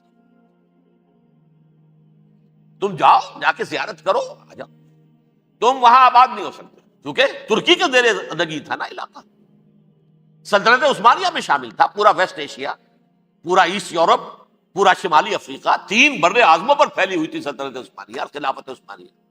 400 برس تک خلافت ان کے ہاں رہی ہے، انہوں نے نہیں مانا۔ نتیجہ کیا نکلا؟ انہوں نے اس خلافت کے نظام کو ختم کرنے کے لیے سازش شروع کی۔ اس سازش کا نتیجہ تھا، اس کو دیکھ کر بھانپ کر ہندوستان میں تحریک خلافت چلی ہے۔ بولی اماں محمد علی کی جان بیٹا خلافت پر دے دو، ساتھ ہوں تیرے شوکت علی بھی جان بیٹا خلافت پر دے دو۔ تحریک چلی، ابھی ختم نہیں ہوئی تھی خلافت، لیکن نظر آ گیا تھا۔ بڑا پیارا واقعہ ایک صاحب نے سنایا ہے کہ جب شیخ الہند جو ہیں اسیر تھے مالٹا میں، یہ 1915 سے 1920 تک رہے، تو وہاں جو تھا مالٹا کا جو کیمپ تھا جس میں کہ یہ اسیر تھے، اس کا کمانڈانٹ جو تھا انگریز، انہوں نے دیکھ لیا تھا یہ بہت فرشتہ خصلت انسان ہے، نورانی شکل ہے، تو وہ اچھا میل ملاپ تھا۔ ایک روز کہا حضرت شیخ الہند نے کہ آپ لوگ ہماری خلافت کے پیچھے کیوں پڑے ہوئے ہیں؟ وہ تو ایک مردہ شے ہے، اس میں کوئی جان تو ہے نہیں، کوئی طاقت نہیں ہے، پھر بھی آپ ہماری ایک نشانی ہے، اسے کیوں آپ جو ہے برباد کرنے پر تلے ہوئے؟ اس نے کہا اتنے بھولے نہ بنیے حضرت، ہمیں معلوم ہے اس نیم مردہ خلافت میں بھی طاقت اتنی ہے کہ اگر جہاد کا فتویٰ اس نے دے دیا تو انڈونیشیا سے موریتانیہ تک مسلمان کفن سر سے باندھ کے نکل آئے گا، یہ ہمیں معلوم ہے، لہذا ہم نے ختم کرنا ہی کرنا۔ اور ختم کس سے کرایا؟ ایک فری میسن مصطفیٰ کمال پاشا، چاک کر دی ترک ناداں نے خلافت کی قبا، سادگی اپنوں کی دیکھ اوروں کی عیاری بھی دیکھ۔ عیاری کس کی تھی؟ یہود کی، اور ان کے اعلی کار برطانیہ۔ ابھی خلافت ختم بھی نہیں ہوئی تھی، برطانیہ کے ذریعے سے 1917 میں بالفور ڈکلیریشن کے ذریعے سے حق حاصل کر لیا کہ ہاں جا کر یہ آباد بھی ہو سکتے ہیں، کیونکہ دوسری جنگ عظیم میں سلطنت عثمانیہ ختم ہو گئی تھی، خلافت نام کی تھی، سلطنت تو ختم ہوئی، ترکی رہ گیا تھا صرف، اور جنرل ایلنبی کی فوجیں داخل ہو چکی تھی یروشلم میں، یروشلم پر قبضہ برطانیہ کا ہو چکا تھا، اور قبضہ دلوانے والے برطانیہ کو ہمارے ہندوستان کے مسلمان فوجی بھی تھے۔ اربوں نے بغاوت کی ترکوں کے خلاف، اور انگریزوں کی فوج میں ہمارے ہندوستان کے مسلمان سپاہی بھی تھے۔ بہرحال اب چونکہ ان کے پاس آ گیا، برطانیہ نے اعلان کر دیا، بالفور ان کا وزیر خارجہ، Jews have a right to settle in Palestine، وہ جائیں آباد ہو سکتے۔ یہ 1917 کا اعلان ہے۔ اس کے بعد جو کچھ انہوں نے طریقے برتے ہیں، اس میں دھن دھوس دھاندلی دھوکہ ہر چیز، مثلا دھن گئے جناب یہ آپ مکان بیچیں گے، اچھا جی لے لیجیے، آپ کیا مانگتے ہیں؟ 10 لاکھ، میں 11 لاکھ دیتا ہوں لیکن کل ہی نکل جائے۔ پیسے کی کمی تھی نہیں، پورا یورپ کا سرمایہ ان کے پاس، بینکرز کے پاس۔ زائنسٹ موومنٹ اصل میں بینکرز کی موومنٹ تھی۔ 1897 میں جمع ہو کر انہوں نے جو پروٹوکول بنائے تھے وہ کون تھے؟ سب کے سب بینکرز تھے۔ دولت کی کمی نہیں تھی، تم 10 کی بجائے 11 لو، نکل جاؤ۔ یہ کھیت بیچتے ہو کتنے کا؟ بھائی 12 کا، ہم 13 دیتے ہیں بھائی، جلدی سے نکل جاؤ۔ یہ بھی کیا، دھن کے ذریعے سے ڈسپلیس کیا، جہاں زور چلا نکال دیا۔ اور اس کے بعد پھر جب سن 48 میں اسرائیلی ریاست قائم ہو گئی، اب اسرائیلی جو ہے عدالتوں میں استغاثے دائر کرنے شروع، یہ فلاں مکان میرے پڑانے پکڑ دادا سکڑ دادا کا تھا 2000 سال پہلے، اس کے اوپر یہ قبضہ کر کے بیٹھے ہوئے، یہ میرے پاس دستاویزات ہیں، اچھا ٹھیک ہے آپ نکل جائیں، یہ مکان ان کا ہے۔ اس طریقے سے انہوں نے بے دخل کیا فلسطینیوں، اور خود وہاں پر قدم جما کر مضبوطی سے بیٹھے۔ یہ ہے کہ جو مغربی اقوام نے کیا ہے، اس میں سیکنڈ جو ہے رول پلے کیا ہے امریکہ نے۔ ویسٹ جو ہے اس کا نمبر 2 امریکہ تھا، اب نمبر 1 امریکہ ہے۔ اب برطانیہ کی کوئی حیثیت اب نہیں ہے، لیکن سب سے بڑا وکیل جو ہے وہ وہی ہے اب بھی۔ لیکن ظاہر بات ہے کہ west white Anglo Saxon Protestants کا امام اس وقت جو ہے وہ برطانیہ، USA۔ 1948 میں یہ قائم ہوا، اور یہاں پہ نوٹ کیجئے پاکستان 47 میں قائم ہوا، اور تقریباً 9 مہینے ہیں درمیان میں، اگست 47 اور مئی یا جون 48۔ اس کا کیا مطلب ہے یہ میں بعد میں بتاؤں گا۔ پہلی جنگ ہوئی 48 میں، عربوں نے بغاوت کی اور عرب جیت رہے تھے، اچانک پتہ نہیں کیوں عربوں نے جنگ بند کر دی۔ یہ بالکل یوں سمجھیے کہ پیرلل واقعات تھے۔ کشمیر میں ہم جیت رہے تھے، بھاگ کر نہرو پہنچ گیا یونائٹڈ نیشنز کے اندر، جنگ بند ہو گئی، ختم ہوا۔ ایسے کچھ اپنوں کی غلطی بھی تھی، کچھ قبائلیوں نے وہاں جا کر سری نگر ایئرپورٹ تک پہنچ گئے تھے، بجائے اس پر قبضہ مکمل کرنے کے لوٹ مار میں لگ گئے، اپنوں کی غلطی بھی تھی، لیکن اس کے باوجود پڑنا بھاری تھا۔ اور اگر سری نگر ایئرپورٹ پر قبضہ ہو گیا ہوتا تو سوال ہی پیدا نہیں ہوتا کہ بھارت جو ہے اپنی فوجیں اتار سکتا، زمینی راستہ تھا ہی نہیں۔ وہی وہاں ہوا ہے، بڑے ہی عجیب طریقے پر عرب جیت رہے تھے، اسرائیل جو ہے شکست کھا رہے تھے، عربوں نے صلح کر دی۔ کچھ مہینوں کے بعد عربوں نے دوبارہ جنگ کی۔ اتنے عرصے میں یہ اسرائیلی، یہ سب جو ہیں جتنے دہشت گرد ہیں اسرائیلی، یہ اس دور کے لوگ ہیں، وہ چاہے مینیجم بیگن تھا یا کوئی اور، یہ سب کے سب اس دور کے ٹیررسٹ۔ اب انہوں نے ڈٹ کر جو مقابلہ کیا، عربوں کو شکست دی بڑی سخت۔ سن 48 میں عربوں کو شکست ہو گئی۔ سن 67 میں روس کے سکھانے پڑھانے پر جمال عبد الناصر نے حملہ کیا، بلاکیڈ کر دیا ایلات کا، بندرگاہ کا۔ 6 دن کی جنگ کے اندر اسرائیلیوں نے روس سے پورا صحرا سینا لے لیا، اسرائیل شام سے گولان ہائٹس لے لیے، اردن سے یہ پورا مغربی کنارہ جو یہ اردن کا حصہ تھا، اور مشرقی یروشلم اردن کے پاس تھا، اس پر بھی قبضہ کر لیا۔ 1967 کی جنگ کا نتیجہ کیا نکلا؟ یروشلم پورا کا پورا یہودیوں کے قبضے میں چلا گیا، جو 1948 میں آدھا کر دیا گیا تھا۔ ویسٹرن یروشلم یہ یہودیوں کے پاس، ایسٹرن یروشلم مسلمانوں کے پاس، اور مشرقی یروشلم ہی میں مسجد اقصیٰ ہے اور قبۃ الصخرہ ہے، وہ مسلمانوں کی تحویل میں تھے۔ اردن کا قبضہ مسلمانوں کی تحویل، لیکن اب 67 میں پورا یروشلم ان کے قبضے میں آ گیا۔ پھر بہرحال مصر نے ایک کوشش کی بدلہ لینے کی سن 73 کی جنگ میں، اور اس میں کوئی شک نہیں بڑی شجاعت کا مظاہرہ کیا۔ رمضان وار آف 1973، بارلیو لائن کراس کر دی، جسے وہ سمجھتے تھے کہ کوئی طاقت دنیا کی ہمارے اس دفاعی جو ہے لائن اس کو کراس کر نہیں سکتی۔ لیکن پھر جب امریکہ اپنی پوری طاقت لے کر میدان میں آ گیا ہے تو ظاہر بات ہے کہ مصر کی حیثیت امریکہ کے مقابلے میں کچھ نہیں۔ یہ ہے میں نے جو مختصر سی تاریخ آپ کے سامنے رکھ دی ہے۔ اب جو اصل مسئلہ ہے سمجھیے، سین کیا ہے، منظر کیا ہے۔ یہ پہلو وہ ہیں بہت سے کہ جو شاید بہت سے حضرات کے نگاہوں میں نہ ہو، باقی تو یہ تاریخ کے واقعات ہیں، اکثر لوگوں کے علم میں ہوں گے۔ یہودیوں میں بھی ایک بڑی شدید اندرونی کشاکش ہے، جیسے ہم مسلمانوں میں کچھ مسلمان وہ ہیں جو نماز روزے کی پابندی کرتے ہیں، دین سے انہیں تعلق ہے، کچھ وہ ہیں جو نہ نماز نہ روزہ نہ کچھ، نام تو ان کے ہیں، محمد حسین ہیں، غلام علی ہیں تو صحیح، سیکولر ذہن ہے، مادی پرستی ہے، کچھ نہیں ہے کہ نہیں؟ ایسا ہی ان کے ہاں بھی۔ اصل یہودی جو ہے، عملی یہودی، اس کی شکل آپ نے اگر کبھی دیکھی ہو، اس کے سر کے اوپر اونچا ہیٹ ہوتا ہے کالا، ان کی زلفیں لمبی لمبی ہوتی ہیں، خاص طور پر یہ جو ہے گلپٹی کے بال، یہ قلمے جو ہیں یہ تو لا کے چھلے بنا کر بڑا خوبصورت سا جو ہے وہ ہار بناتے ہیں، لمبا کالا کوٹ پہنا ہوتا ہے، لمبی داڑھی ہوتی ہے۔ یہی وجہ ہے کہ مسلمانوں میں بھی مصر میں جس کی لمبی داڑھی ہوتی تھی، اب کچھ حالات شاید بدل گئے، وہ سمجھتے تھے یہ یہودی ہے، یعنی لمبی داڑھی یہودی رکھتا تھا، مسلمان نہیں۔ مسلمان تو عرب صرف ٹوکن داڑھی رکھتے ہیں یا شیو کرتے ہیں، یا سعودیوں کی طرح صرف کوئی نشان چھوڑتے ہیں، اللہ اللہ خیر سے۔ لمبی داڑھی شعار جو ہے یہودیوں کا۔ ایک انتہا پر تو یہ ہے، دوسری انتہا پر وہ ہیں جنہیں کسی شے سے غرض نہیں، شراب بھی پیتے ہیں، سب کچھ ہے، سور بھی کھاتے ہیں یہودی، بینکرز ہیں، بڑے بڑے سائنسدان ہیں، سب کچھ ہیں، وہ زیادہ تر جو ہیں سیکولر ذہن کے۔ کچھ بیچ بیچ میں بھی ہے، جیسے یہ ایریل شیرون ہے، ویسے شیوڈ ہے، داڑھی تو نہیں ہے اس کے، لیکن سر پہ وہ ضرور وہ جو ہے اس کی ٹوپی سی آپ کو رکھی نظر آ جائے گی.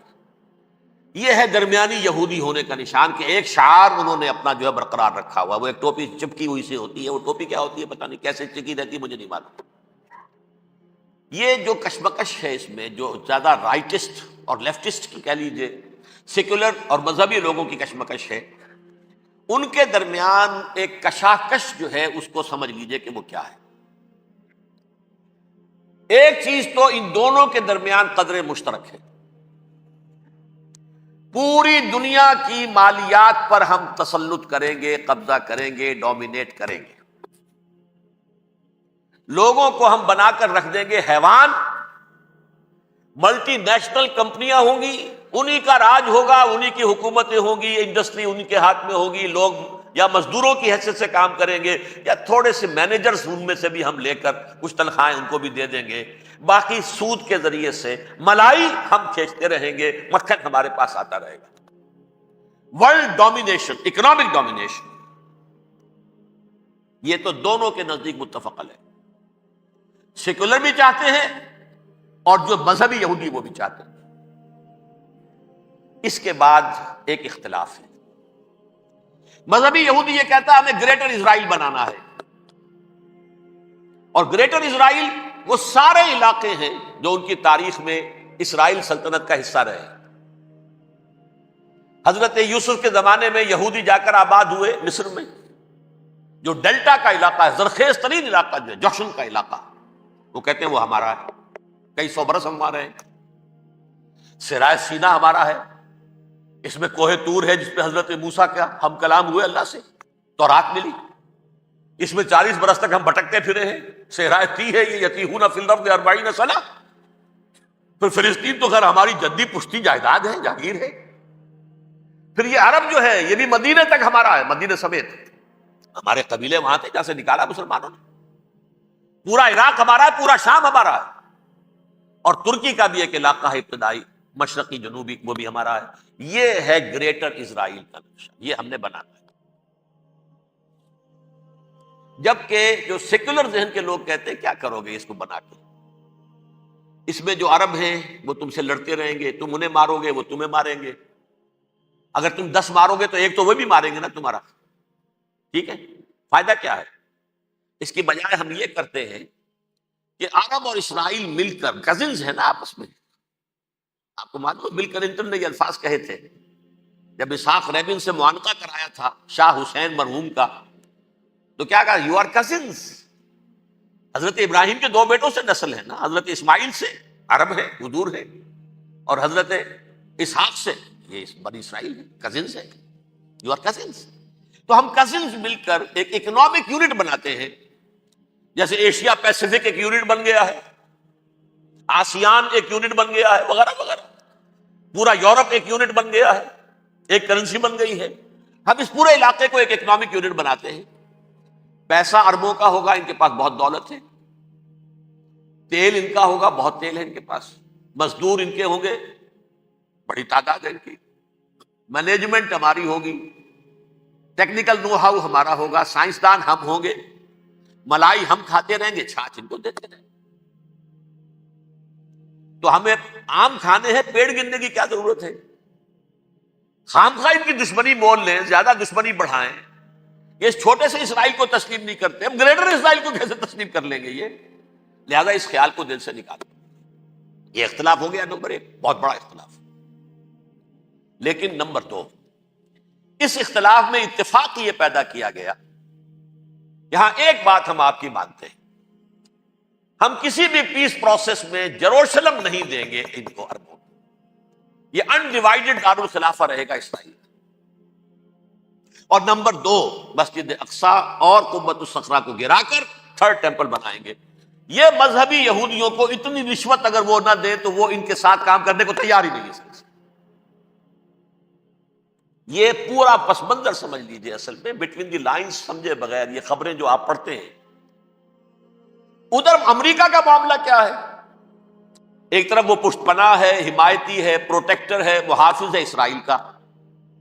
اسرائیل امریکہ ہی کی آؤٹ پوسٹ سمجھ لیجئے, اسی کی ایک ریاست سمجھ لیجئے. لیکن اس کے ساتھ ہی وہ اپنی جو دنیاوی عالمی مصلحتیں ہیں، اتنی بڑی قوم عرب کی جو ہے اسے بھی دشمن تو نہیں بنانا چاہتا، ان میں بھی ماڈریٹس کو چاہتا ہے کہ رہے ماڈریٹس، یہ جو ہماری جیب میں ہے، حسنی مبارک ہو، شاہ فہد ہو، جو ہماری جیب میں ہے، ورنہ یہ کہ وہاں پر اگر زیادہ ریڈیکل لوگ آ گئے تو ہمارا ویسے ہی بیڑا غرق ہوگا۔ لہذا وہ جبر کرتے رہے ان پر کہ صلح کرو کوئی نہ کوئی۔ یہ صلح کے لیے دباؤ امریکہ کا ہے، اسرائیل نہیں چاہتا صلح، دباؤ ہے امریکہ کا۔ اب میں آپ کو یاد دلاتا ہوں، خلیج کی جنگ ختم ہوئی، بش، یہ باپ اس کا جو اب ہے بش، اس کا بڑا بش جو سینئر، اس کی پاپولیرٹی ریشو جو ہے 89% تھی اس وقت امریکہ کے اندر۔ اس نے اتنی بڑی جنگ فتح کی تھی اور چند امریکی مرے صرف، لیکن اس نے ایک موقف اختیار کیا یہود کے خلاف۔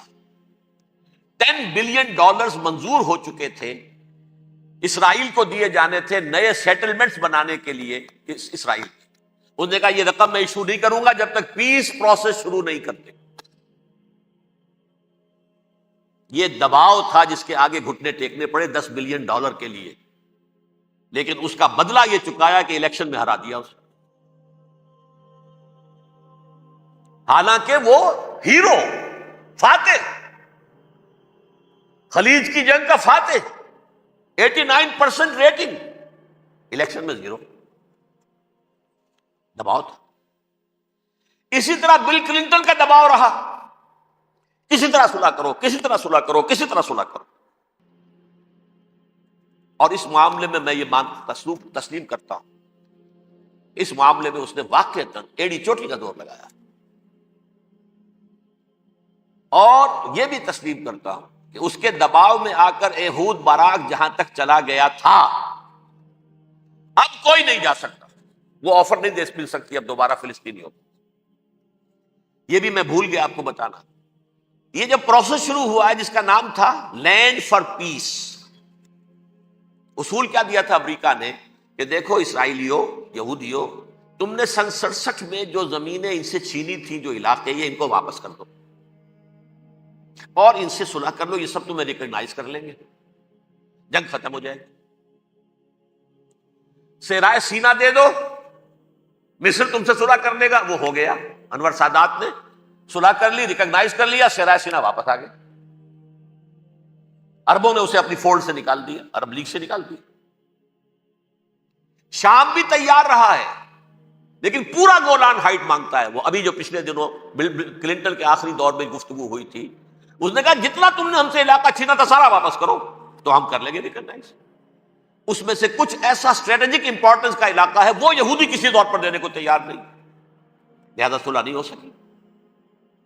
شرق اردن سے جو علاقہ لیا تھا وہ ٹھیک ہے، وہ رکھو، اس کے اندر فلسطینی ریاست بنا دو، یہ علاقہ جو ہے فلسطینیوں کی میجورٹی ہے اس میں، تو اس کو فلسطینی ریاست بنا لو، ایک ریاست ودن ریاست ہو جائے گی، اسرائیل ریاست، فلسطینی ریاست۔ یہ ہیں 3 مین پوائنٹس۔ چوتھی بات پہ آ کر روک دیتے تھے کہ یہ پھر بعد میں سوچیں گے یروشلم کا مستقبل کیا ہوگا، یہ موسٹ سینسٹیو ایشو جو ہے یہ بعد میں سوچیں گے۔ اب جب یہ پیس ٹاک شروع ہوئے تو یاد ہے اسحاق ریبین تھا، اسے کس نے قتل کیا؟ یہودی نوجوان نے۔ یہ تم کیسے دے رہے ہو زمینیں؟ ہمیں تو اور لینی ہے، تم نے سینا واپس کر دیا، ہمیں تو جشن کا پورا علاقہ لینا، مصر کا سارا فرٹائل ایریا جو ہے وہ لینا ہے اس سے، تم گولان ہائٹس دے رہے ہمیں پورا شام لینا ہے، لہذا تم کیسے کر رہے ہو؟ لینڈ فار پیس، پیس اور نو پیس، نو لینڈ، زمین ہم واپس نہیں کریں، ہمیں تو اور لینی۔ کس نے قتل کیا؟ یہودی نے، فلسطینی نے تو قتل نہیں کیا۔ ایہود باراک کی بات میں آپ کو بتا رہا ہوں، یہ یہاں تک چلا گیا تھا کہ اسرائیلی ریاست بھی ہم فلسطینی ریاست بھی مان لیں گے، یروشلم بھی، مشرقی یروشلم دے دیں گے، تمہارا اقتدار ہوگا اس پر۔ البتہ یہ جو احاطہ ہے جس میں جنوب میں مسجد اقصیٰ ہے اور ذرا شمال کی طرف ہے قبۃ الصخرہ۔ قبۃ الصخرہ آپ جانتے ہیں، جب بھی ٹیلی ویژن پر یروشلم سے کوئی خبر آ رہی ہوتی ہے تو پیچھے وہ بڑا سا مینار، وہ گنبد نظر آتا ہے سنہرا، یہ وہ جگہ ہے چٹان، ٹیمپل ماؤنٹ۔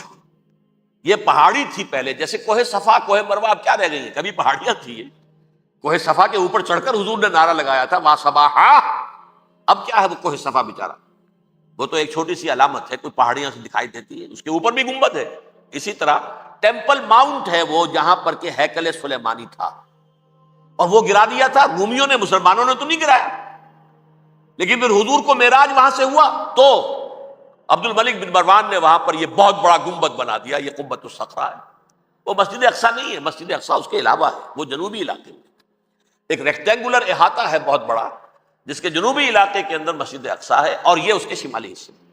یہود براق نے یہاں تک آفر کر دی تھی کہ مسجد اقصیٰ کو اپنے پاس رکھ لو، لیکن یہ ٹیمپل جو ہے، یہ ٹیمپل ماؤنٹ، یہ قبۃ الصخرہ کی، اس لیے کہ یہ ہماری کمٹمنٹ ہے مذہبی یہودیوں کے ساتھ کہ ہم یہاں پر جو ہے ٹیمپل بنائیں گے، تھرڈ ٹیمپل، ہیکل سلیمانی کی تیسری مرتبہ تعمیر یہاں ہوگی.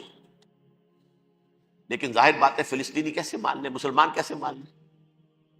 یہ ہے وہ چیز کہ جس کی وجہ سے وہ سارا معاملہ ناکام ہوا. ویسے مجھے یقین ہے کہ اگر فلسطینی مان بھی لیتے تب بھی یہودی جو ہیں جس طریقے سے اسحاق ریبیون کو اس نے قتل کر دیا تھا، تو یہ اس کو بھی، یہود براق کو بھی قتل کر دیتے، اور وہ کسی صورت تسلیم نہ کرتے کہ یہ یروشلم جو ہے یہ انڈیوائیڈڈ سٹی نہ رہے، بلکہ ڈویژن ہو جائے اس کی، اور صرف مغربی حصہ ہمارے پاس رہ جائے اور مشرقی جو ہے عربوں کے پاس. کبھی تسلیم نہیں کرتے، مر جائیں گے.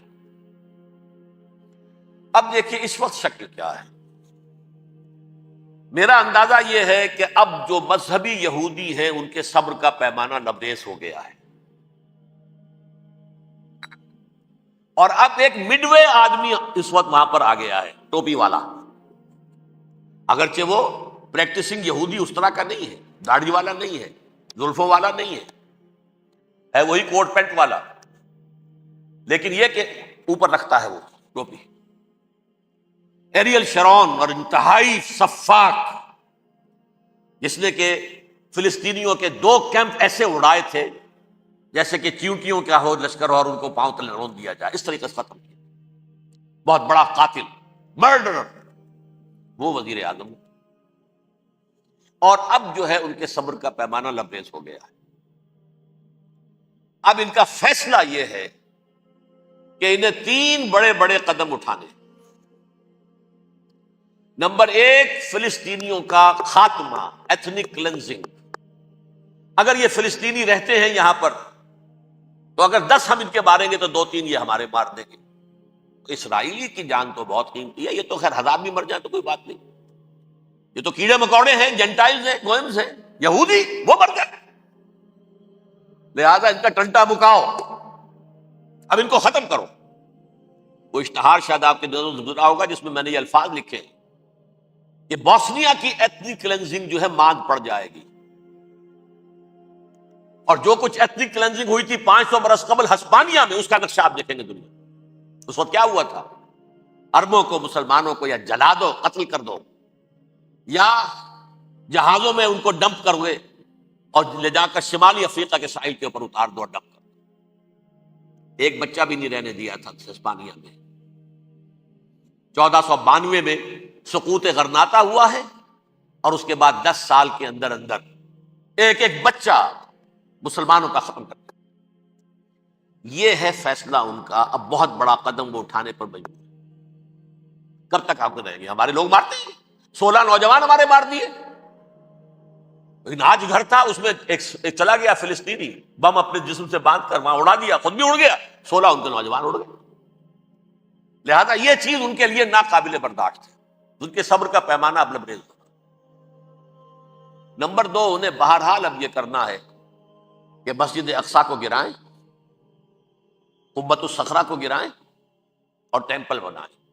یہ انتفاضہ جو اب شروع ہوا 1 سال پہلے سے، یہ شیرون نے دورہ کیا تھا، مسجد اقصیٰ میں گیا تھا، اور اس نے 3rd ٹیمپل کی تعمیر کے لیے ایک پتھر جو ہے، بنیاد کا پتھر رکھنے کا ارادہ ظاہر کیا، جس پر فلسطینی نوجوان اٹھے، وہ اینٹیں لے کر، روڑے لے کر، اور اس وقت سے یہ سلسلہ چل رہا ہے. کتنے مارے جا چکے فلسطینی، لیکن کچھ نہ کچھ یہودی بھی مرے، اسرائیلی بھی مرے. اور جیسا کہ میں نے عرض کیا، اب ان کے صبر کا پیمانہ لبریز ہو گیا. انف از انف. اب ہم اس معاملے کو ایک دفعہ جو ہے فائنلی ختم کر اور اب بنائیں گے. لہذا اب جو ہے کئی ٹن وزن کے وہ جو پتھر تیار ہو کر آ کے رکھ دیے گئے ہیں کہ یہاں یہ بنیاد پڑنی ہے، اس کے اندر یہ پتھر لگے. بلکہ ایک لطیفہ بھی مجھے یاد آیا ہے، یہ کوئی 30 سال پرانی بات ہے۔ اس قبۃ الصخرہ کی مرمت ہوئی تھی، تو اس کے اوپر جو یہ سونے کی پتری چڑھی ہوئی ہے، یہ شاہ حسین اردن والے جو ہے، ظاہر بات ہے تھا بھی انہی کے تسلط میں، یہ انہی کی تولیت میں تھا سن 67 سے پہلے، اس زمانے کی بات میں کر رہا ہوں۔ تو انہوں نے پتہ نہیں 30 من تھا یا 30 ٹن تھا سونا جو ڈونیٹ کیا تھا اس کے اوپر یہ پتری چڑھانے کے لیے، جو بہت بڑا گنبد نظر آتا ہے پورے کے پورے ماحول کے اوپر چھایا ہوا۔ اس وقت یہودی اخباروں نے لکھا تھا بہت اچھا ہے، یہ سونا ہمارے کام آئے گا جب ہم اپنا ہیکل تعمیر کریں گے۔ کہاں جائے گا سونا؟ سونا یہی رہے گا نا، جب ہم گرائیں گے ہمیں وہ سونا مل جائے گا۔ اب وہ اس پر آ گئے، مزید دیر نہیں کر سکتے۔ تو آپ نوٹ کیجئے، number 1 ethnic cleansing of Palestinians in Israel.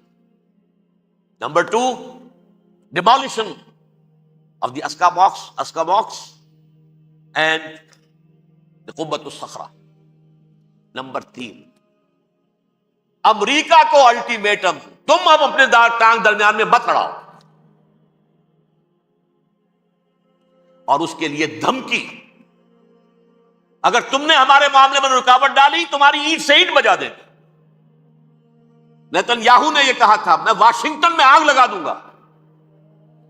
یہ انہوں نے امریکہ میں عظیم ترین دہشت گردی کر کے امریکہ کی ایڈمنسٹریشن کو، انتظامیہ کو یہ دھمکی دے دی ہے کہ باز آ جاؤ۔ چنانچہ میں یہ بات کہہ کے پرسوں جمعے میں اپنی مسجد دارالسلام سے نکلا، شام کو، اسی شام کو میں نے ایریل شیرون کی تقریر سن لی T V per.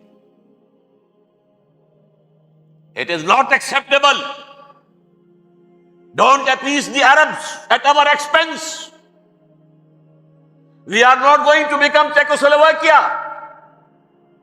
We have to depend on ourselves only and rely on ourselves only. کیا مطلب ہے اس کا؟ کس کو سنا رہا ہے؟ امریکہ بہادر، ہم تمہارے محتاج نہیں ہیں، ہم تمہارے ٹکڑے اڑا دیں گے، تیسرے کر دیں گے تمہارے، تم بیچ میں آؤ تو صحیح اب، اور دیکھ لو ایک نشانی اب تمہیں دکھا دیتے ہیں۔ مجھے 100% یقین ہے یہ پورا ہسٹوریکل پروسیس، اور جس جگہ یہ پہنچ گیا ہے، جس کریٹیکل پوائنٹ تک یہ پہنچ چکا ہے، یہ جو بھی حملہ ہوا ہے ورلڈ ٹریڈ سینٹر پر اور پینٹاگون پر، یہ اسرائیل کا کام ہے۔ اسرائیل سے کم تر کسی ادارے کے لیے ممکن ہی نہیں، اس لیے کہ اسرائیل کے ایجنٹ امریکہ کے پورے نظام کے اندر جو ہے گھسے ہوئے موجود ہیں، ہر جگہ موجود ہیں۔ جیسے سرطان کا پھوڑا ہوتا ہے پورے جسم میں وہ اپنی جڑیں جما لیتا ہے، ایسا ہے پوری ایڈمنسٹریشن، پوری اکانومی، تمام ذرائع ابلاغ، پرنٹڈ میٹر ہو یا یہ کہ الیکٹرانک میڈیا، سب ان کے قبضے میں، ڈیفنس کا سارا معاملہ ان کے قبضے میں ہے۔ کوئی اور طاقت یہ کر ہی نہیں سکتی۔ امریکہ، اس کے سیکیورٹی کے معاملات تہ در تہ، دائرہ اندر دائرہ، اس دائرے تک 100 میل تک کوئی جہاز آ جائے گا اگر کہیں جو کہ ان آئیڈینٹیفائی ہو تو یہ ہو جائے گا، تو اس سے آگے آگے تو یہ ہو جائے گا، اس سے آگے، اور وہ آ رہا ہے، چلا آ رہا ہے، پینٹاگون پر آ گیا ہے، اور 1 گھنٹے بعد آیا ہے۔ پہلی اسٹرائک جو ہوئی ہے ورلڈ ٹریڈ سینٹر، اس کے 1 گھنٹے کے بعد پینٹاگون پر آ گیا۔ پینٹاگون وہ تو یوں سمجھیے ان کی مملکت کا حساس ترین دفاع کا مرکز، اور اس کا 1/3 حصہ جلا کے راکھ کر دیا۔ انہوں نے یہ دھمکی دی ہے، لیکن اس سے ان کے پیش نظر مقاصد کیا تھے؟ 3۔ اس دہشت گردی کے 3 مقاصد۔ فوراً اس کا رخ موڑ دینا اسامہ اور اس کی القاعدہ کی طرف۔ امریکہ غصے میں لائل بھبوکا ہو کر فوراً اقدام کرے، اور ایک طرف تو اسامہ اور ان کے ساتھ طالبان کا ٹنٹا مقابلہ، اور دوسری طرف چونکہ پاکستان الائی ہے اور پاکستان کے عوام جو ہیں وہ طالبان کے ہمدرد ہیں، وہ اگر اٹھے تو ان کا بھی بیڑا کرتے، ایک تیر سے 2 شکار تو ادھر ہو جائیں، جو مستقبل میں انہیں خطرہ ہے۔ 1967 کی جنگ کے بعد جبکہ انہوں نے فتح کا جشن منایا تھا یہودیوں نے، تو انہوں نے پیرس میں جو ایک جشن منایا ہے، وہاں بن گوریون کی تقریر یہ تھی، ہمیں کسی عرب ملک سے کوئی خطرہ نہیں، کوئی اندیشہ نہیں، ہمیں اندیشہ اگر ہے تو صرف پاکستان سے۔ یہ ہے وہ بات جو میں نے کہی تھی، نکتہ کیا ہے یہ سائملٹینیسلی کیوں وجود میں آئے ہیں یہ دو ملک؟ مشیت ایس میں پاکستان کا رول یہ ہے. حدیث میں آتا ہے ما انزل اللہ من دائن الا انزل لہ دوان، اللہ نے کوئی بیماری ایسی نہیں اتاری اس کا کہ توڑ اور دوا پیدا نہ کیے. اسرائیل کا توڑ پہلے پیدا کی. جیسے بچے کی ولادت بعد میں ہوتی ہے، ماں کی چھاتیوں میں دودھ پہلے پیدا ہو جاتا. یہ اللہ کی فطرت ہے، اللہ کا طریقہ. خطرہ انہیں ہے تو ہم سے ہے، اگر کوئی خطر مجھ کو تو اس امت سے. اس کی خاکستر میں ہے اب تک شرار آرزو. یہاں کے عوام، حکومت تو ٹھیک ہے ہماری جیب میں آ گئی، عوام کے اندر ہے، یہ بھڑک سکتی ہے چنگاری. یہی وجہ ہے بار بار ان کا کہ ہم زیادہ دباؤ نہیں ڈالنا چاہتے پاکستان پر. ہمارا بہت بڑا الہی ہے، ہم بہت پیسے بھی دے دیں گے، یہ بھی کر دیں گے، وہ بھی کر دیں گے، لیکن ہم زیادہ دباؤ نہیں ڈالنا چاہتے، ڈی اسٹیبلائز نہ ہو جائے، یہاں کے عوام کہیں کھڑے نہ ہو جائے. لہٰذا حملہ یہاں سے نہیں، وہ ازبکستان سے کرانے کی باتیں ہو رہی. اندر خانے پوری سپورٹ ہے، لیکن یہ کم سے کم ظاہر نہیں ہونے دیں گے کہ کیا کچھ ہو رہا ہے، تاکہ یہاں کے عوام کے اندر وہ چنگاری جو ہے اس بارود کے اندر پڑ گئی تو یہ شاید ڈی اسٹیبلائز ہو جائے. لیکن ڈی اسٹیبلائز ہونے میں جہاں اس کا خطرہ ہے کہ پرویز مشرف کی حکومت ختم ہو جائے، وہاں اس کا بھی خطرہ ہے کہ پاکستان ختم ہو جائے.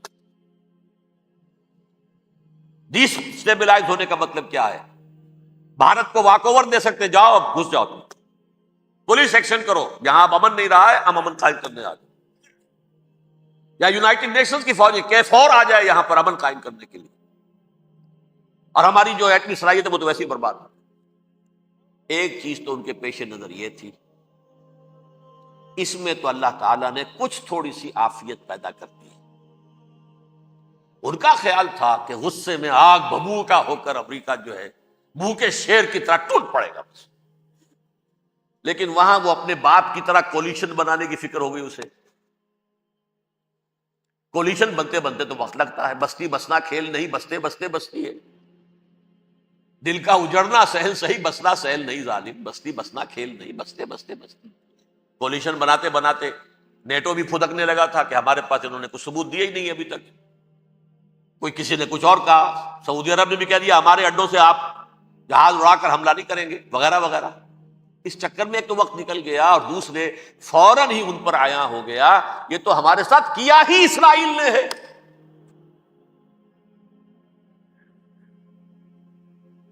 لیکن یہ بات لیک نہیں کرنا چاہتے.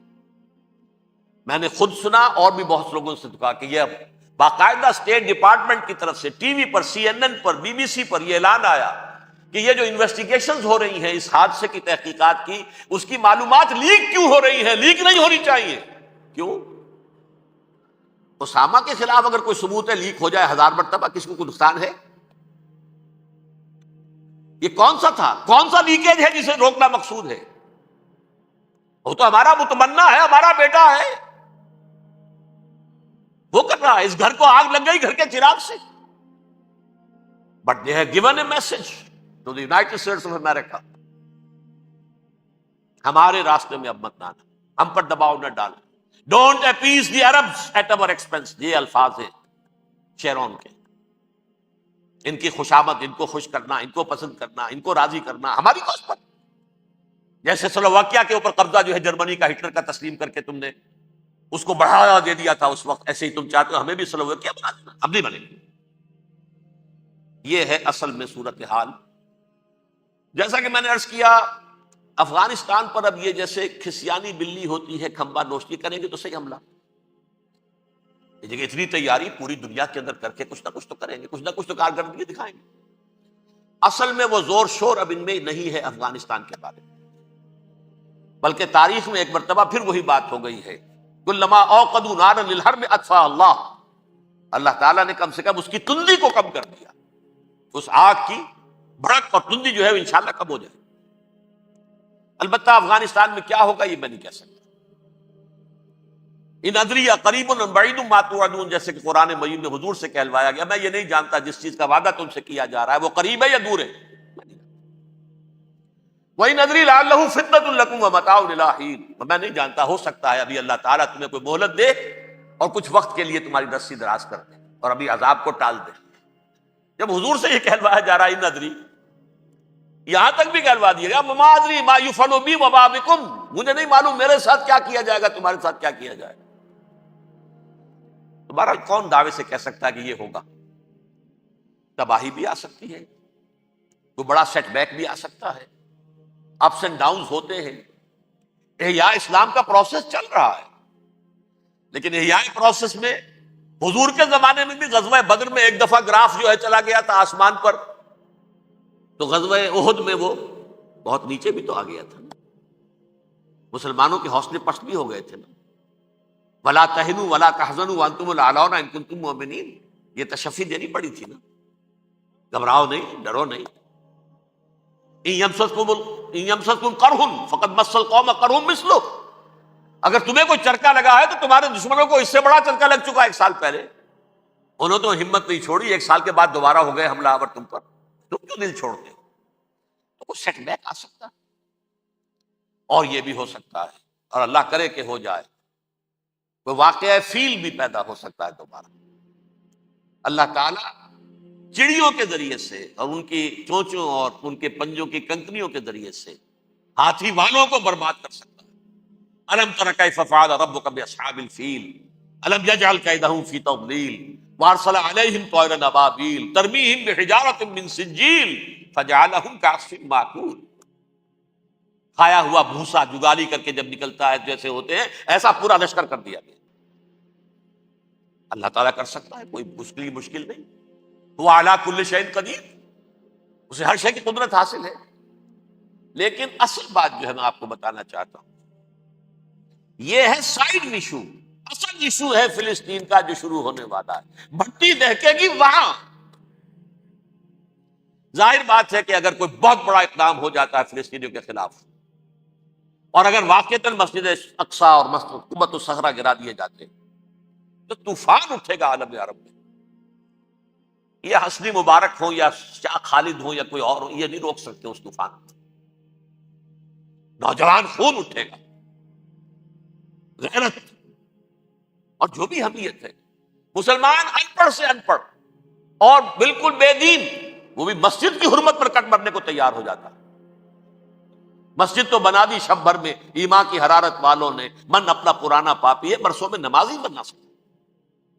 وہ چاہے کانپور کی مسجد سے مسلمانوں نے جانے دی ہے، چاہے وہ شہید گنج کی مسجد تھی مسلمانوں نے جانے دی ہے، چاہے نماز نہ پڑھتے ہو، لیکن یہ جو حرمت اور یہ جو حمیت اور یہ غیرت ہے، اس سے جو طوفان اٹھے گا یہ ہوگا اس ملحمۃ العظما، اس کی طرف پیش رفت ہو رہی۔ کتاب الملاحم سے احادیث کے حوالے سے کہ جن جنگوں کا حوالہ دیا حضور نے، پیشن گوئی کی ہے، اس کا نقطہ آغاز تھا خلیج کی جنگ۔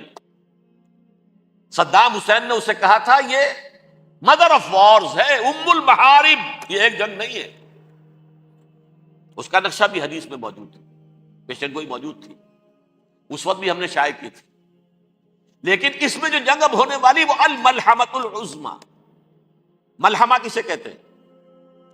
لحم گوشت کو کہتے ہیں، اور قصائی کی دکان کو عربی میں ملحم کہتے ہیں، جہاں گوشت کے ٹکڑے کیے جاتے ہیں۔ آج کل مشینوں سے ہوتے ہیں، اب جو ہے وہ ہاتھ سے چھریوں سے نہیں ہوتے، لیکن ٹکڑے ہو رہے ہوتے ہیں، جسموں کے چیتھڑے اڑ رہے ہوتے ہیں۔ ملحمہ، یہی لفظ استعمال کیا تھا حضرت سعد ابن عبادہ نے رضی اللہ تعالی عنہ یوم فتح مکہ۔ ان کے دل میں تھا کہ اب ہم انتقام لیں گے ان عربوں سے، ان قریش سے۔ الیوم یوم الملحمہ، الیوم یوم الملحمہ، یہ کہتے ہوئے جا رہے تھے، ایک خاص کیفیت، آج ہے گوشت کے ٹکڑے اڑانے کا دن۔ حضور سے کہا کسی دن جا کر کے سعد تو یہ کہہ رہے ہیں الیوم یوم الملحمہ، الیوم یوم الملحمہ۔ حضور نے فرمایا نہیں، ان سے کہو جا کر الیوم یوم المرحمہ، الیوم یوم المرحمہ، آج رحمت کا دن ہے، آج تو میں ان سب کو معاف کروں گا۔ لا تثریب علیکم اليوم، میں تم سے وہی بات کہہ رہا ہوں جو میرے بھائی یوسف نے کہی تھی اپنے بھائیوں سے، اذهبوا فانتم الطلقاء، جاؤ تم سب کے سب آزاد۔ وہ ملحمہ ہے جس کو کہ حضور نے حضرت معاذ بن جبل رضی اللہ تعالیٰ عنہ سے روایت ہے، اس میں سے جو ابو داؤد میں روایت آئی ہے اس میں الملحمۃ العظما، عظما مؤنث ہے اعظم کا۔ آپ کہتے ہیں جنگ عظیم اول، جنگ عظیم دوم، عظیم کا باپ ہو گیا اعظم، سب سے بڑا۔ اور اس کا مؤنث ہے سب سے بڑی، عظما، الملحمۃ العظما، سب سے بڑی لڑائی۔ میرے نزدیک یہ وار کے معنی میں نہیں ہے، بیٹل کے معنی میں۔ انگریزی میں یہ دو لفظ علیحدہ ہے، وار، بیٹل۔ وار سالوں کو محیط ہوتی ہے، بیٹل کسی ایک خاص جگہ پر جو لڑائی ہوتی ہے اس کو کہتے ہیں۔ حضور کے اور قریش کے درمیان 6 سالہ وار تھی، جنگ تھی، لیکن battles, battle of Uhud, battle of Badr, یہ بیٹلز تھی، لڑائیاں تھیں۔ تو عظیم ترین جنگ شاید اس اعتبار سے نہ ہو جیسے کہ ورلڈ وار 1 اور ورلڈ وار 2، یعنی اس کی وسعت کا اتنا معاملہ نہیں اور طوالت کا نہیں، لیکن جو لڑائی جو ہے بیٹل ہونی ہے، جس کو کہ یہ لوگ، یا چونکہ میں نے کہا تھا شروع میں کہ سرما ہے میری آنکھ کا خاک حجاز و ہول قدس، نیو ٹیسٹمنٹ کی آخری کتاب ہے the book of revelation, revelation of saint John, اس میں آرمگڈون کہا گیا ہے اسے۔ ہر مجدون، یہ عبرانی لفظ ہے، ہر کہتے ہیں اونچی جگہ کو، سطح مرتفع، مجدون میگیڈو، میگیڈو ایک وادی ہے، مرتفع، وادی مرتفع، یہ ہے واقع لبنان، اسرائیل اور شام کے درمیان جو ٹکڑا، جو ٹرائنگل بنتی ہے، یہ ہے، یہاں پر بڑی جنگ لڑی جائے گی، اور یہ جنگ صلیب ہوگی، جو کہا ہے بش نے، یہ جنگ صلیب۔ سیکنڈ ملینیم شروع ہوئی تھی تو پہلی صلیبی جنگ ہوئی تھی، تھرڈ ملینیم شروع ہوا ہے، یہ سیکنڈ صلیبی جنگ ہے، یہ کروسیڈ ہے۔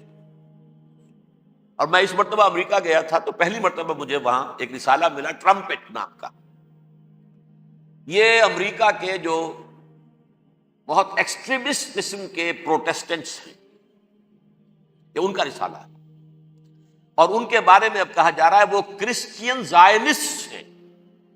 آپ شاید پہلی مرتبہ یہ لفظ سن رہے ہو، زائنسٹ تو ہم سمجھتے ہیں یہودیوں کو، کرسچین زائنسٹ وہ ہیں جو ہیں تو عیسائی پروٹیسٹنٹس ہیں، لیکن اسرائیل کے وہ حمایتی یہودیوں سے بڑھ کر ہیں۔ یہ میری کسی پہلی تقریر میں شاید بہت سے حضرات کو یاد آ جائے، میں نے کہا تھا 4 سال پہلے ہمارا تنظیم اسلامی کا ایک کنونشن ہوا تھا ہوسٹن میں، امریکہ کا جنوبی علاقے کا شہر ہے۔ ایک سیشن اس میں ہم نے رکھا تھا انٹرفیتھ، ایک عیسائی کو بلایا تھا، ایک یہودی بہت بڑا وہاں کا عالم ہے اس کو بلایا تھا۔ اس یہودی عالم نے، ڈاکٹر وشوگراٹ، جو وہاں کی یونیورسٹی میں پروفیسر ایمیریٹس ہے، اس نے کہا تھا کہ یہ اسرائیل کو تو سپورٹ کر رہے ہیں عیسائی، ہم تو نہیں کر رہے۔ جو پریکٹسنگ یہودی ہیں وہ زیادہ اسرائیل کے حق میں نہیں تھے، یہ تو سن 67 کے بعد انہوں نے اسرائیل کو تسلیم کیا ہے، وہ تو منتظر تھے کہ ہمارا مسیحا آئے گا تو اس کی قیادت میں جنگ کریں گے، جیسے شیعہ منتظر تھے کہ مہدی موعود آئیں گے تو پھر ہم کچھ کریں گے۔ وہ امام خمینی نے کہا بھائی جب وہ آئیں گے آ جائیں گے، لیکن ہم کچھ راستہ تو صاف کریں ان کے لیے۔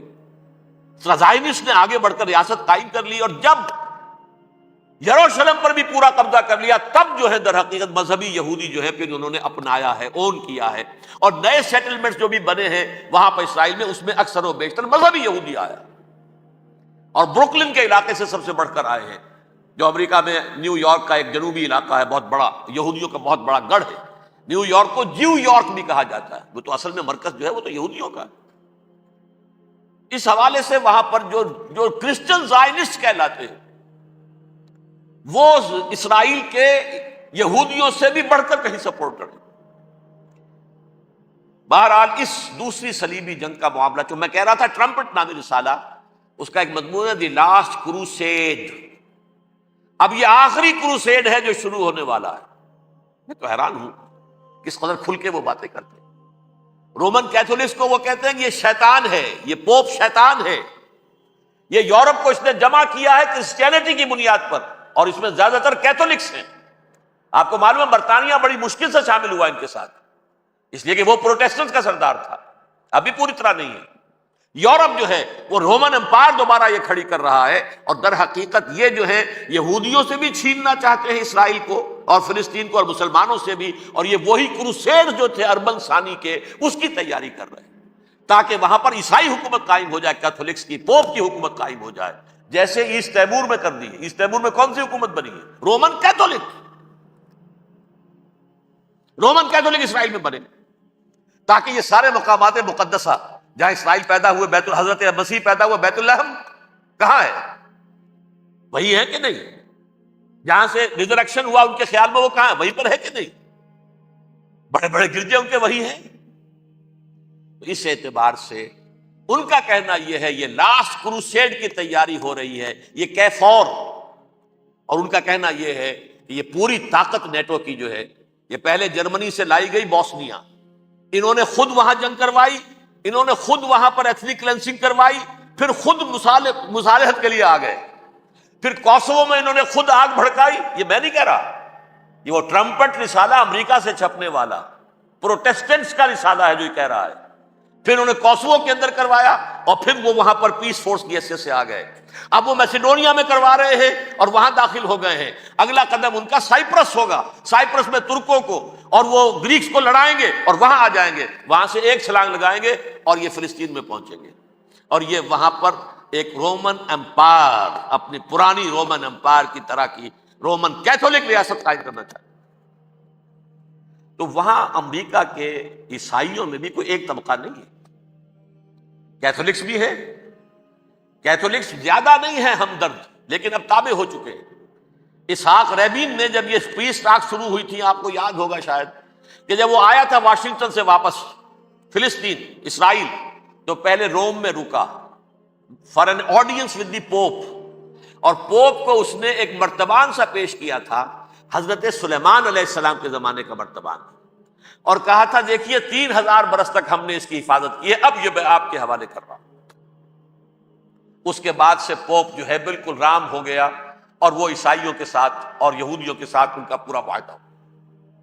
اب پورا عیسائی ورلڈ جو ہے ویسے تو مجموعی یہودیوں کے شکنجے میں ہے، البتہ ان کے اندر بھی جھگڑے ہیں۔ جو وہاں پر وائٹ کرسچن ملیشیاز ہیں وہ ایکسٹریمسٹ ہیں کیتھولکس، ان کے نزدیک دشمن نمبر 1 یہودی، دشمن نمبر 2 مسلمان، دشمن نمبر 3 جو یورپ میں کالے ہیں، ایفرو امریکن، چاہے وہ عیسائی ہو گئے ہوں کوئی بھی ہو، یہ 3 دشمن ہیں جن سے انہوں نے کلینز کرنا ہے، صاف کرنا ہے ان کے خیال کے مطابق امریکہ کی سوسائٹی، اولاً یہود، پھر مسلمان، اور پھر یہ جو کالے ہیں۔ لیکن دوسری طرف پروٹیسٹنٹس کے اندر ایکسٹریمسٹ وہ ہیں جنہیں کہا جا رہا ہے یہ کرسچین زائنسٹ ہیں، یہ اسرائیل کے اسرائیل سے بڑھ کر سپورٹرز ہیں۔ بہرحال یہ اب جنگ ہوگی، اس کا نتیجہ کیا نکلے گا یہ تو اللہ ہی جانتا ہے۔ اب میں آخری بات کی طرف آ رہا ہوں۔ آخری نتیجہ تو جو بھی کچھ اپس اینڈ ڈاؤنز آئیں گے، تلک الایام نداولها بین الناس، آخری نتیجہ ڈراپ سین وہ یہ ہوگا کہ اللہ کے دین کا بول بالا ہوگا، اور پوری دنیا پر محمد کے لائے ہوئے دین صلی اللہ علیہ وسلم کی حکومت قائم ہوگی۔ وہ گویا قیامت کی تمہید ہوگی، اس کے بعد بس قیامت آئے گی، کیونکہ مقصد کائنات، تخلیق کائنات پورا ہو جائے،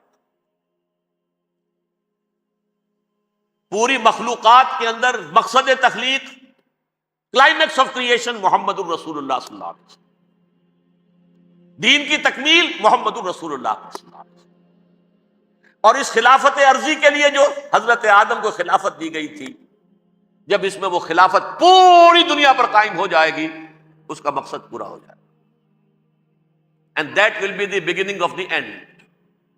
اس کے بعد قیامت ہے۔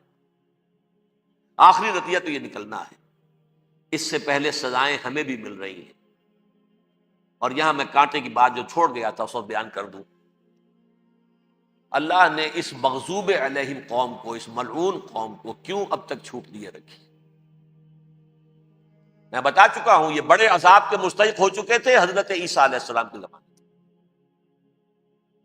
چھوٹ دی ہے، ابھی تک ہے، بلکہ ایک مرتبہ ابھارا ہے، 1900 برس کے بعد ابھرے ہیں یہ،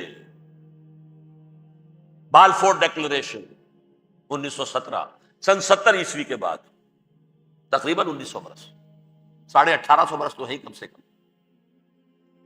پھر creation of Israel 1948، 1967 extension of Israel, یروشلم پر قبضہ، یہ سارا جو ہے کیوں ہے؟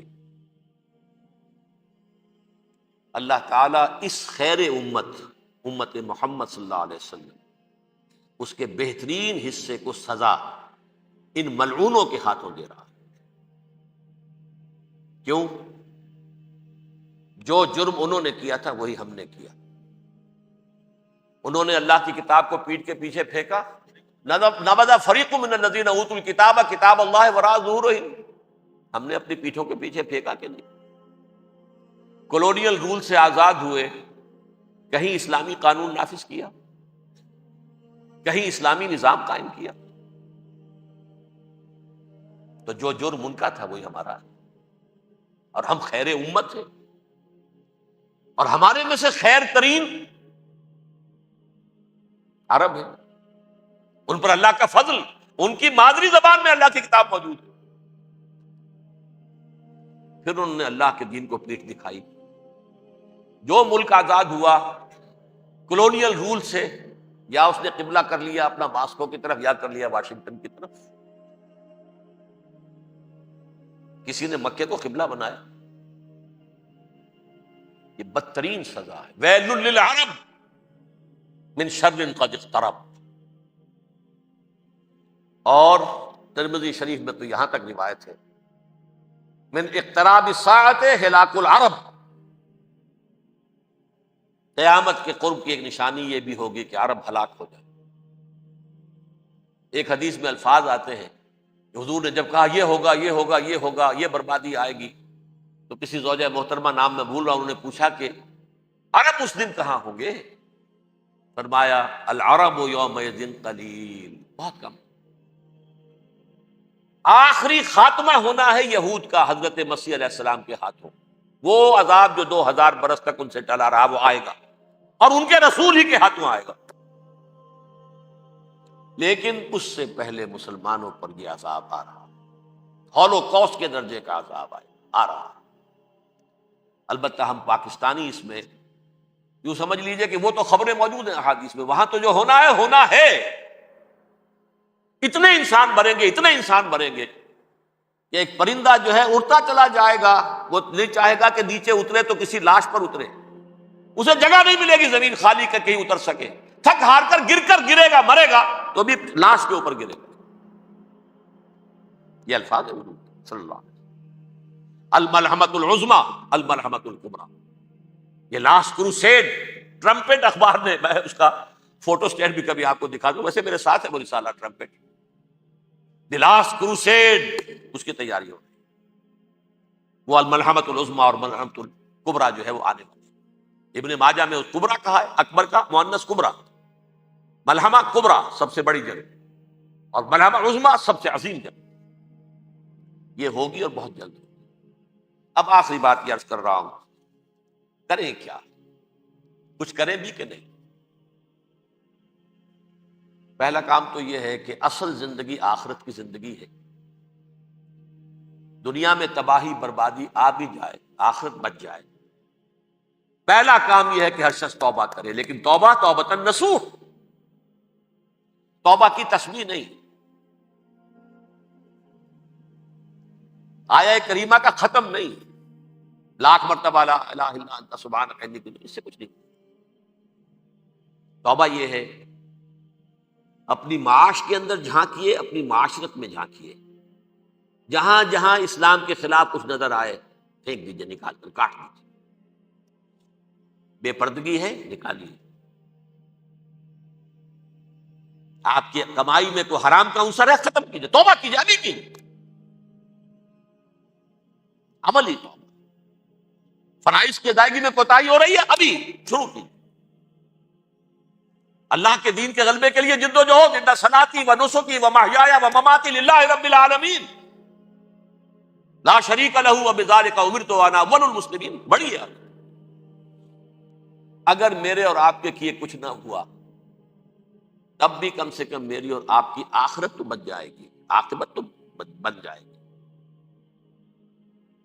اخروی عذاب، سب سے بڑا عذاب، دائمی عذاب، اس سے ہم بچ جائیں۔ دوسرا کام ہے اجتماعی توبہ۔ اجتماعی توبہ کیسے ہوگی؟ یہ سلطنت خدا داد پاکستان جو اللہ نے عطا کی تھی، اس میں اسلام کا نظام قائم اور اسلام کی شریعت نافذ، اس کے لیے جد و جہد تن من دھن کے ساتھ لگ جاتے، منظم جماعت بنا کر۔ اول تو تمام جماعتیں ایک متحدہ محاذ بنائیں اور آ جائیں میدان کے اندر۔ وہ صرف طالبان کی حمایت نہیں، اس ملک میں اللہ کے دین کو قائم کرنے کے لیے مثبت مقصد سامنے رکھیں. بہرحال اس کے لیے کوششیں تو جتنی بھی ہو سکتی ہیں ہو رہی ہیں. میں کتنے عرصے سے یہ کہہ رہا ہوں، کاش کہ یہ دینی جماعتیں ساری کی ساری یہ پاور پالیٹکس سے پسپائی اختیار کر کے اور ایک مطالباتی تحریک، ایک مظاہراتی تحریک، ایک pressure movement, pressure group, resistance movement, دین کو نافذ کرو، حرام کی حرمت کو نافذ کرو، قائم کرو دین. اس کے لیے میدان میں آ جاؤ. ویسے میرا ایک مضمون چھپا تھا، شاید آپ نے بھی دیکھا ہو، کہ یہ اس جو بھی ہوا ہے حادثہ اور جو اب افغانستان پر ہونے والا ہے، اس کی وجہ سے جو بہت بڑا شر تھا اس میں سے خیر نکل آیا. ہمارے ملک میں پولرائزیشن ہو رہی ہے بالعموم، سیکولر ذہن ایک طرف، مذہبی ذہن ایک طرف. نمبر 3، یہ نوٹ کر لیجئے، پاکستان کی ایک ڈیسٹنی ہے، ایک تقدیر ہے، ایک تقدیر مبرم ہے. جیسے کبھی علامہ اقبال نے کہا تھا 1930 میں، ہندوستان کے شمال مغرب میں ایک آزاد مسلمان ریاست کا قائم ہونا ڈیسٹنی ہے، تقدیر مبرم ہے، اٹل ہے، ہو کر رہے گا. 17 سال پہلے ایک شخص کہہ رہا ہے، گاہ میری نگاہ تیز چیر گئی دل وجود. اسی طرح میں کہہ رہا ہوں پاکستان کی ڈیسٹنی ہے. آخری مارکا جو ہونا ہے کفر اور اسلام کے مابین، اس میں پاکستان کو کروشل رول پلے کرنا ہے. دنیا کو ہے پھر مارکا دینو، روح و بدن پیش، تہذیب نے پھر اپنے درندوں کو ابھارا. میرے اس ہینڈ بل میں آپ نے دیکھ لیا ہوگا تہذیب کا لفظ اقبال نے کیسا استعمال کیا ہے. آج ساری دہائی تہذیب کی دے رہا ہے، بش بھی بلیر بھی. our civilization has been threatened. civilization کیا تمہاری تہذیب ہے؟ ہومو سیکسولیٹی تمہاری تہذیب ہے. تمہاری تہذیب یہ ہے کہ بل کلنٹن نے کہا تھا پچھلے سال نیو ایئرز ڈے پر اپنے پیغام میں، ان قریب امریکن قوم کی اکثریت حرامزادوں پر مشتمل ہوگی. یہ تہذیب ہے تمہاری. Born out of any wedlock, بچے بغیر کسی شادی نکاح کے پیدا ہو رہے ہیں. 1 پیرنٹ فیملی رہ گئی ہے. بیڑا غرق تمہارا ہو چکا ہے. ٹیکنالوجی تمہیں سہارا دے کر کھڑی ہوئی ہے. جیسے حضرت سلیمان کی موت واقع ہو گئی تھی، وہ عصا کے بل پر کھڑے تھے. تہذیب مر چکی ہے. یہ تہذیب، تمہاری تہذیب اپنے خنجر سے آپ ہی خودکشی کرے گی اور کر چکی ہے. تہذیب تو مر چکی ہے. فیملی سسٹم برباد ہو چکا ہے. وہ تہذیب ہے. ہاں ٹیکنالوجی تمہیں لے کر کھڑی ہے. اس ٹیکنالوجی کا لفظ اقبال نے استعمال کیا، مشین. دنیا کو ہے پھر مار کا روح و بدن پیش، تہذیب نے پھر اپنے درندوں کو ابھارا. اللہ کو پامر دیے مومن پہ بھروسہ، ابلیس کو یورپ کی مشینوں کا سہارا. وہ ٹیکنالوجی ہے. لہذا پاکستان، جیسا کہ میں نے کہا 9 مہینے پہلے اللہ نے پیدا کیا پاکستان کو اور اتارا ہے لیلۃ الشمس، لیلۃ القدر. یہ نازل ہوا، انا انزلناہ فی لیلۃ القدر، فی لیلۃ القدر. قرآن نازل ہوا سے پاکستان نازل ہوا. البتہ یہ کہ ہمیں اس میں جو ہمیں ایٹمی صلاحیت حاصل ہے، اس کی ہر قیمت پر اس کا تحفظ کرنا. خدا کے لیے مشرف صاحب، کہیں ایسا نہ ہو جائے کہ نیکسٹ دھمکی جب یہ آئے کہ اگر اپنی ایٹمی صلاحیت ختم نہیں کرتے ہو تو تم ہمارے دشمن ہو. اب کیا کریں گے آپ؟ اس وقت بھی تو یہی بات آئی ہے نا. کوئی درمیانی شکل نہیں، یا ہمارا ساتھ دو یا دشمن ہو. اور آپ کام گئے، جی حاضر، ساتھ، پوری طرح ساتھ. غیرت کا جنازہ نکال دیا، حمیت کا جنازہ نکال دیا، عدل اور انصاف کے مسلمہ تقاضے پامال. جرم کا ثبوت کہیں ہے نہیں. آج بھی برطانیہ کہہ رہا ہے کنونسنگ ثبوت نہیں ہے. برطانیہ کہہ رہا ہے نہیں ہے. اس کے بنیاد پر کوئی مقدمہ دائر نہیں کیا جا سکتا. اور پرویز مشرف صاحب کو پتہ نہیں کیا دکھایا ہے انہوں نے کہ وہ تو واقعتاً جو ہے قابل اطمینان. ایسا ہی قابل اطمینان مواد دنیا میں شائع کیوں نہیں کر دیتے؟ طالبان تو خود کہہ چکے ہیں بہت پہلے کہ ہمارے سامنے پیش کر ہم مقدمہ چلائیں گے، بلکہ یہاں بھی کہہ دیے تھے حوالے بھی کر دیں گے. السلام علیکم ورحمۃ اللہ وبرکاتہ. اس طرح کی مزید انبیٹیبل ویڈیوز دیکھنے کے لیے ہمارے اس چینل ایٹرنل فیتھ کو سبسکرائب کریں. آپ کا شکریہ. like and subscribe for more videos.